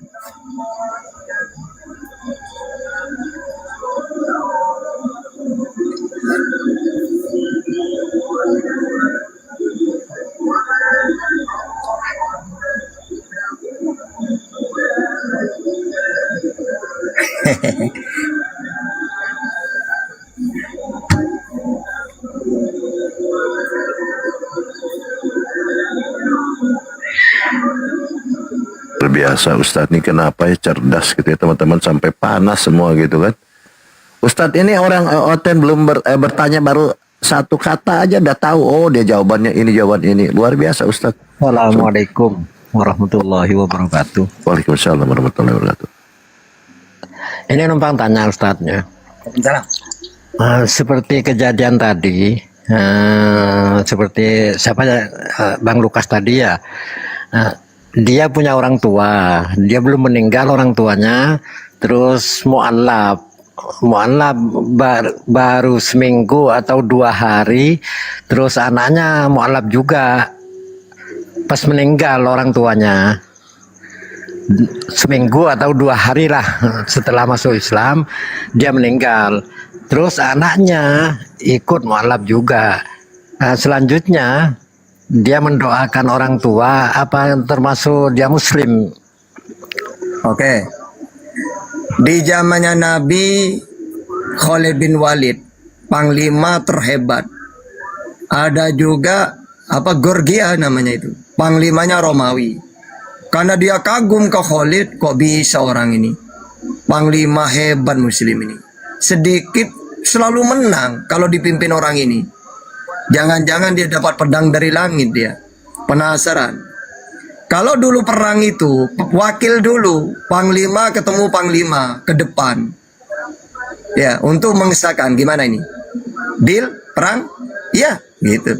Ternyata Georgia namanya kalau gak salah. Maju ke depan. Khalid maju ke depan. Bukan ngobrol perang. Apa yang ditanyakan? Wahai Khalid, apakah kamu ini dapat pedang dari Tuhan? Kok kamu hebat? Enggak. Ya, saya dulu justru awalnya musuh Islam. Lalu saya masuk Islam didoakan oleh Rasulullah. Sampai saya dijuluki Saifullah, pedangnya Allah. Bukan berarti saya dapat pedang dari Allah, enggak. Saya membela Islam. Oke, pertanyaan nomor 2. Kalau sekarang saya masuk Islam, kan ini perang terus. Otomatis saya berpihak ke Muslim. Gimana kalau saya meninggal? Masuk surga. Ternyata mati beneran. Enak dia. Jadi intinya kalau ada orang dia umur 100 tahun, kafir dia. Lalu masuk Islam, asyhadu an la ilaha illallah wa asyhadu anna Muhammadur Rasulullah. Lalu dia berdiri jatuh. Enak, ada punya dosa. Mana dalilnya? Kullil ladina kafaru iyantahu yufar lahum ma qad salaf. Katakan kepada orang yang kafir, kalau dia berhenti dari kekafiran, mu'allaf dia, yufar lahum ma qad salaf. Dimaafkan semua dosa-dosanya. Enak. Apalagi 1 minggu. Habis syahadat meninggal dia. Enak. Udah ngerjain apa? Belum sholat. Udah puasa. Tapi langsung ahli surga. Karena ayatnya jelas. Gitu. Oh, berarti dia dapat ampunan dari Allah Subhanahu wa taala gitu ya tadi. Yufar lahum ma qad salaf. Dimaafkan semua dosa-dosanya. Alhamdulillah. Mudah-mudahan orang yang mu'alaf lalu meninggal terus anaknya ikut mu'alaf, mudah-mudahan masuk surga. Amin. Amin. Makasih Tan, makasih Tan. Monggo lanjut. Lanjut. Lanjut menurut. Enggak sahur-sahur. Itu Ustadz ya, kalau tetap kafir gitu ya, seperti tadi yang Ustadz jelaskan ya, panjang lebar itu kepada saya, tetap aja walaupun jingkrak-jingkrak masuk neraka Ustadz ya, salto-salto di ibadahnya gitu ya. Oh iya lah, Anda punya kunci. Kasian ya. Apa kunci surga? La ilaha illallah. Assalamualaikum warahmatullahi wabarakatuh. Waalaikumsalam warahmatullahi wabarakatuh. Izin Ustaz Tahta dan semuanya. Ini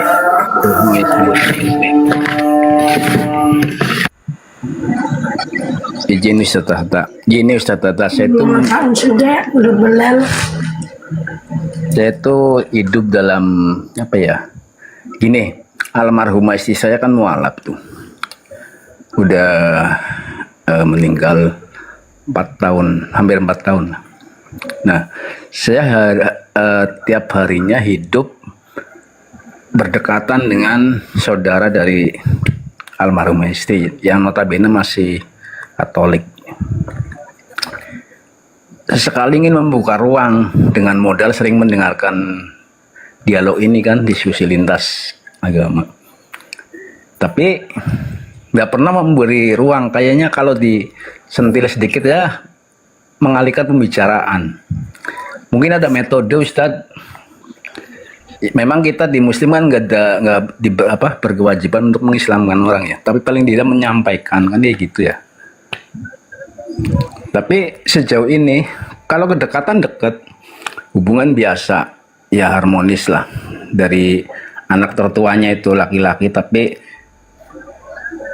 yang satu lagi agak keras tuh satu, tapi nggak di sini, di lain daerah. Nah itu mungkin ada metode untuk membuka awal agar paling tidak ke arah dialog. Punya tips mungkin Ustadz atau bagaimana? Ya lihat keadaan. Kadang-kadang orang itu tidak bisa didakwain. Sulit lah, udahlah ngapain kamu, udahlah agama masing-masing. Berarti tidak bisa lewat dialog kalau kayak gitu. Maka bisa pakai doa terus menerus sudah. Yang kedua, pakai akhlak. Orang kalau di Eropa itu dulu pakai akhlak dulu. Banyak kan kejadian itu. Oh seperti ini Muslim itu. Ternyata tidak sesuai dengan berita yang nyampe ke kami. Karena di Eropa itu dulu sulit Islam itu berkembang. Karena sudah diberitakan buruk. Nabinya ginilah, ajarannya ginilah. Semakin berkembang dunia maya, mereka cari sendiri. Ternyata berbeda dengan kenyataan. Apa yang mereka kabarkan tidak sesuai. Islam nggak seperti itu. Akhirnya banyak yang mualaf di Eropa itu sampai sekarang itu. Ya dengan akhlak bisa. Atau kalau dia bisa, atau gini, ayolah cari kebenaran itu di sini loh ada namanya dialog. Ya, ini nanti pilih sendiri nanti mana yang benar secara data. Saya tidak ngajak kamu, wahai saudaraku, untuk pindah agama enggak, tapi minimal biar kita sama-sama tahu di Islam ada Kristen dengan Islam debat, orang-orang api gitu. Ada Bang Juma gini-gini, ayolah dengarkan bersama-sama gitu. Nanti saya sering mendengarkan gitu.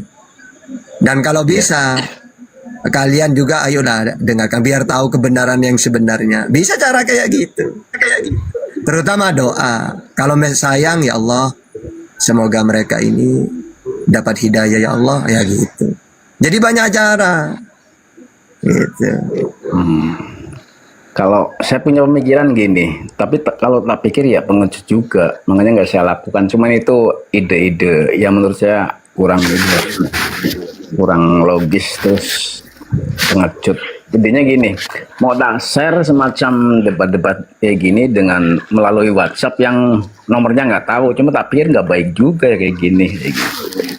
Tapi ya, tadi kalau kita kan tidak tahu keadaannya, tergantung lah. Masa kita langsung mau debat, kan tidak enak juga mereka baik. Itu dia. Kalau soal akhlak ya, saya nggak mengklaim saya berakhlak baik enggak, tapi tidak menunjukkan di tahun mereka untuk Islam yang seperti Islam itu begini. Dan secara percaya bahwa beliau itu percaya sama saya, pure percaya, bahkan secara finansial pun kalau saya bilang misal ada unsur bisnis uang segini itu nggak tanya macam-macam, langsung percaya, pokoknya ini udah percaya dari sisi itu. Artinya kejujuran lah misalnya. Tapi Ustaz, kan anaknya satu itu, beliau kan seorang guru, suami istri itu udah purna sih, anaknya satu lah. Anaknya itu pernah saya ajak nyentuh sedikit, saya bilang gini, sering baca kitabnya sendiri enggak? Enggak pernah. Tapi yang penting prinsip saya hidup baik sama orang lain, udah itu aja. Nah, dari kalimat itu saya narik kesimpulan gini, secara nggak langsung dia nggak yakin dengan imannya.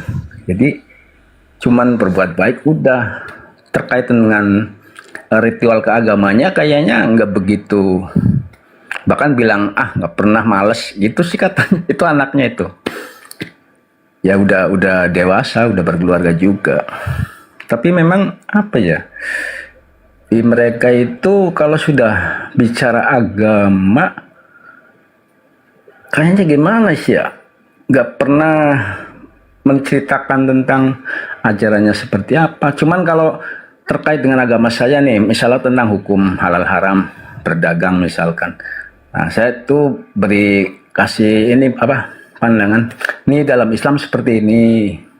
Kalau di dalam agama kami, termasuk berbakti sama orang tua tuh kewajibannya anak laki-laki ke orang tua tuh begini. Kayak gitu. Tapi nggak meneruskan, dianya nggak respon. Cuman oh gitu doang. Nggak. Pokoknya gini bahayanya lagi. Orang walaupun Islam bahaya kalau sudah mengatakan udahlah ngapain ngurus agama lain. Yang penting agama apapun yang penting baik. Itu bahaya sudah. Karena kalau ukurannya kayak gitu ngapain beragama? Ya penting baik aja gitu. Sedangkan maunya Allah tidak. Ya, apa maunya Allah? Supaya mereka itu kenal Tuhan yang benar. Ya, Al-Anbiya ayat 25. Semua utusan yang aku utus, mereka memberi keselamatan. Apa keselamatan itu? Harus mengenal aku sebagai Tuhan Allah. Ya, jadi tidak bisa kita mengatakan, yang penting baik aja lah mau agama apapun. Ya neraka. Kalau cuma baik, mendingan tidak usah beragama, yang penting baik gitu. Ternyata tidak. Allah ingin mengatur kita. Kenal dulu Tuhan, setelah kenal kan Tuhan pakai ada perintah, ada larangan. Kalau ke Musa pakai Taurat. Kalau kepada Isa Injil. Kalau di umatnya Nabi Muhammad, karena kita di zamannya Nabi Muhammad ya Al-Quran. Ada aturan, perintah, larangan, akidah, syariat gitu. Jadi tidak bisa mengatakan yang penting baik. Baik, ya baik saja. Tapi tidak ada nilai dari Tuhan. Dia Tuhannya udah salah. Gitu. Itu dia. Itu yang mengatakan itu tuh berarti notabene keponakan ipar saya lah. Nah, yang sering saya komunikasi setiap hari kan ini orang tuanya yang tinggal dekat sama saya ini. Masih Katolik dia. Anak tertua bahkan. Nah, paling sulung. Oke, makasih Ustadz. Mungkin nanti saran Ustadz bagus itu untuk cara bagaimana mengajak agar mendengarkan dialog ini, dialog lintas agama ini. Mungkin nanti perlahan untuk saya sampaikan agar terbuka pintu hatinya, terketuk. Amin. Makasih Ustadz ya. Oke, sama-sama. Ya, semuanya saya turun lagi. Assalamualaikum warahmatullahi wabarakatuh. Pendosa? Otan nama Kristen bang?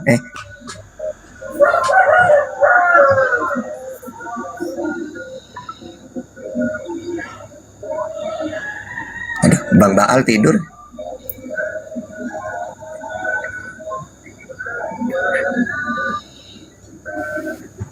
Silakan diperkenalkan yang baru naik. Kanto imsakon man. Ingin mah. Imsakon kanto ingin mah.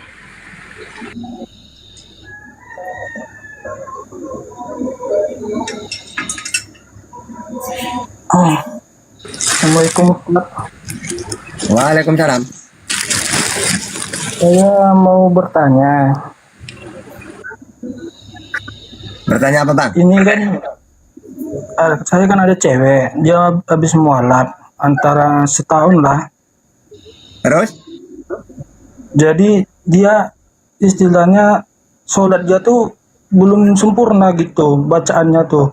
Cuma udah diajari kayak niat sholat, apa segala macam udah tahu dia.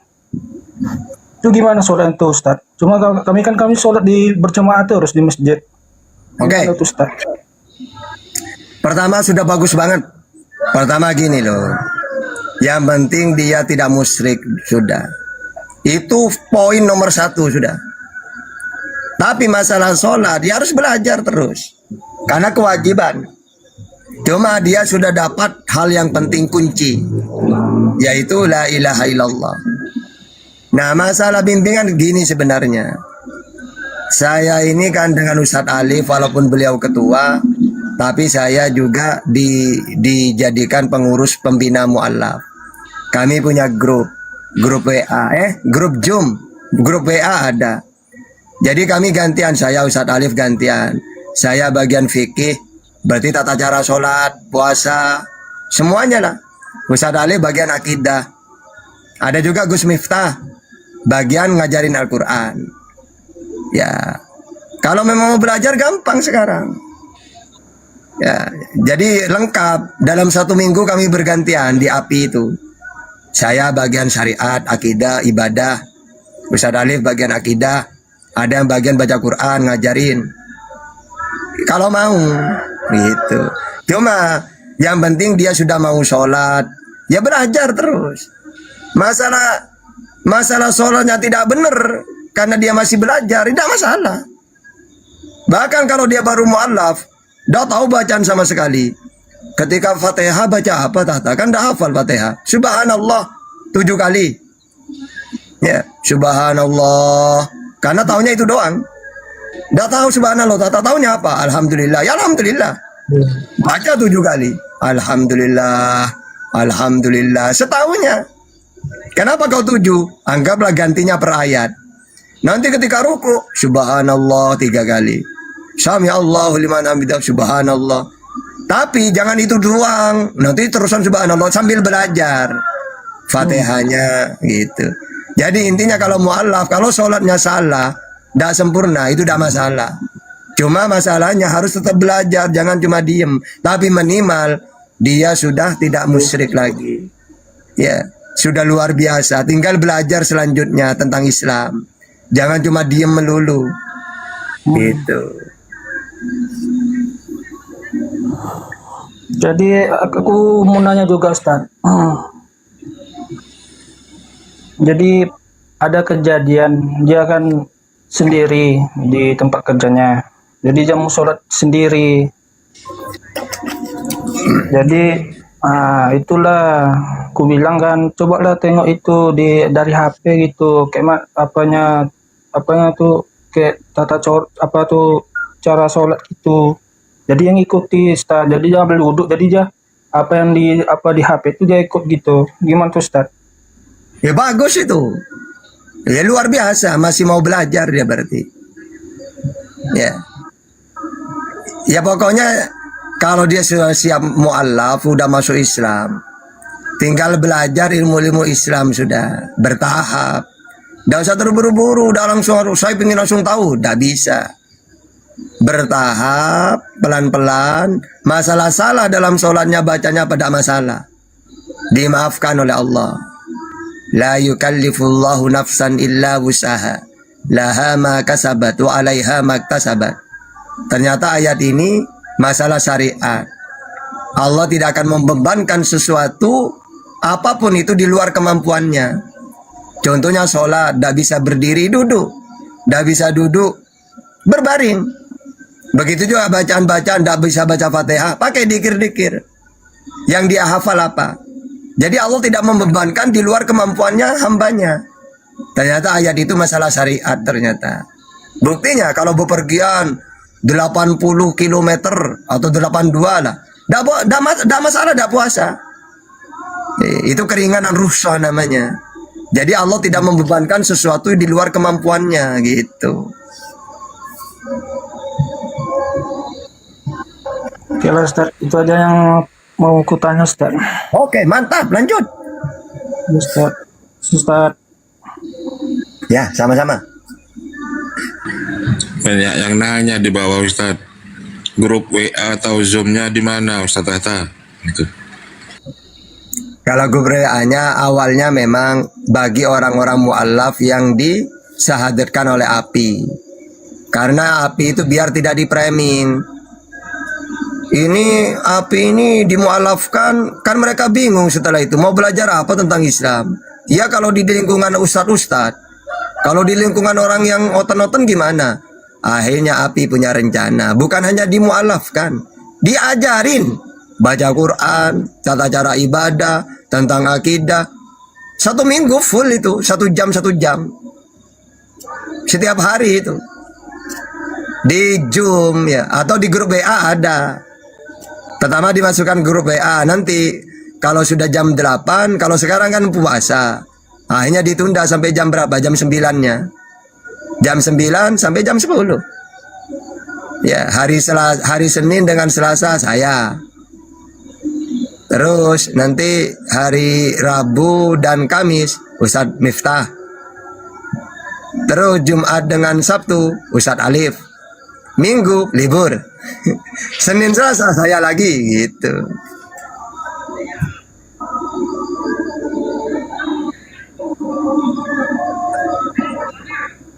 Jadi enak, tidak lagi nanti. Oh ternyata API ini bukan hanya mu'allaf, ternyata diajarin juga. Ya, bukan hanya disadatin terus dibiarin. Bingung mereka mau belajar ke siapa gitu. Takut gitu. Jadi enak. Nomor WA-nya Disahadatkan. Nomor Setelah WA-nya. disahadat, tunggu dulu lah. Pertama disahadatkan, setelah disahadat diuruskan surat-suratnya. Setelah suratnya selesai diajarin ilmunya. Mantap kan? Mantap. Tidak ada biaya, suratnya diurusin, diberi ilmu akidah, ilmu baca Quran, ilmu tentang ibadah-ibadah, sholat, apa semua. Nah, makanya dukung terus API itu.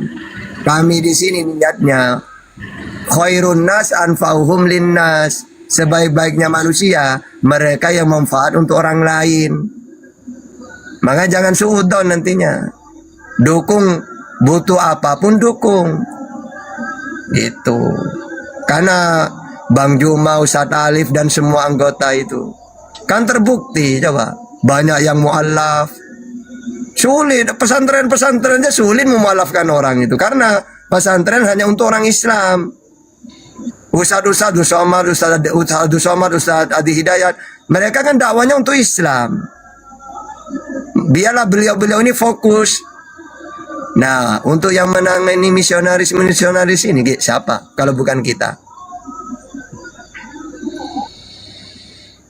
Gitu. Makanya dukung terus. Kasihan lah, capek beliau-beliau ini.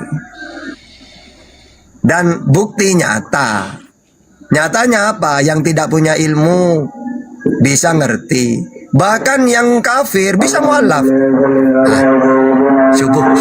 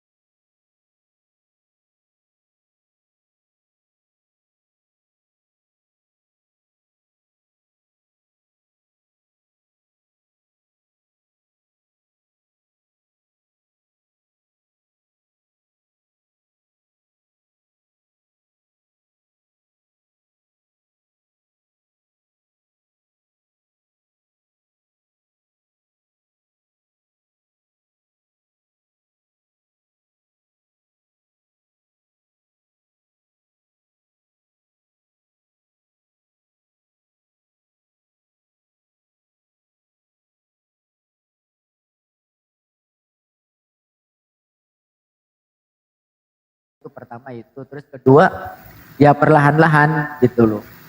Dan ya memang kita akui juga sebelumnya kan murni ya, tidak ada kegiatan pikirnya, yasinan atau juga bacaan lafzul jalalah yang lainnya sebelumnya itu sekarang ada.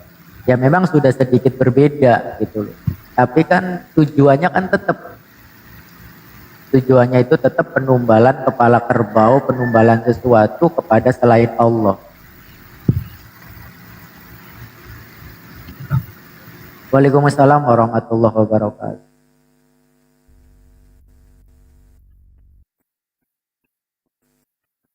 Ya kalau sekedar jajan, jalan-jalan nggak apa-apa. Kalau jalan-jalan ini sih nggak apa-apa.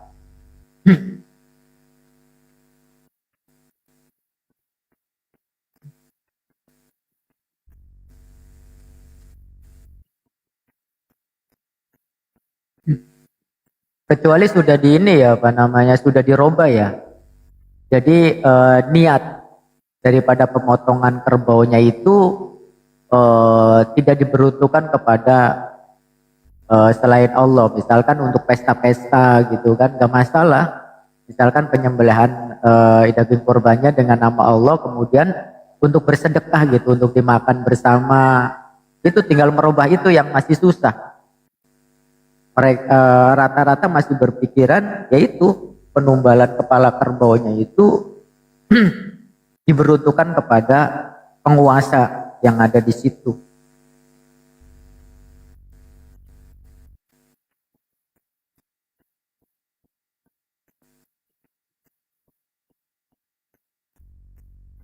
Gak apa-apa kalau ikut ke laut, gak apa-apa. Yang penting gak mengikuti ritualnya ya. Gak apa-apa kalau.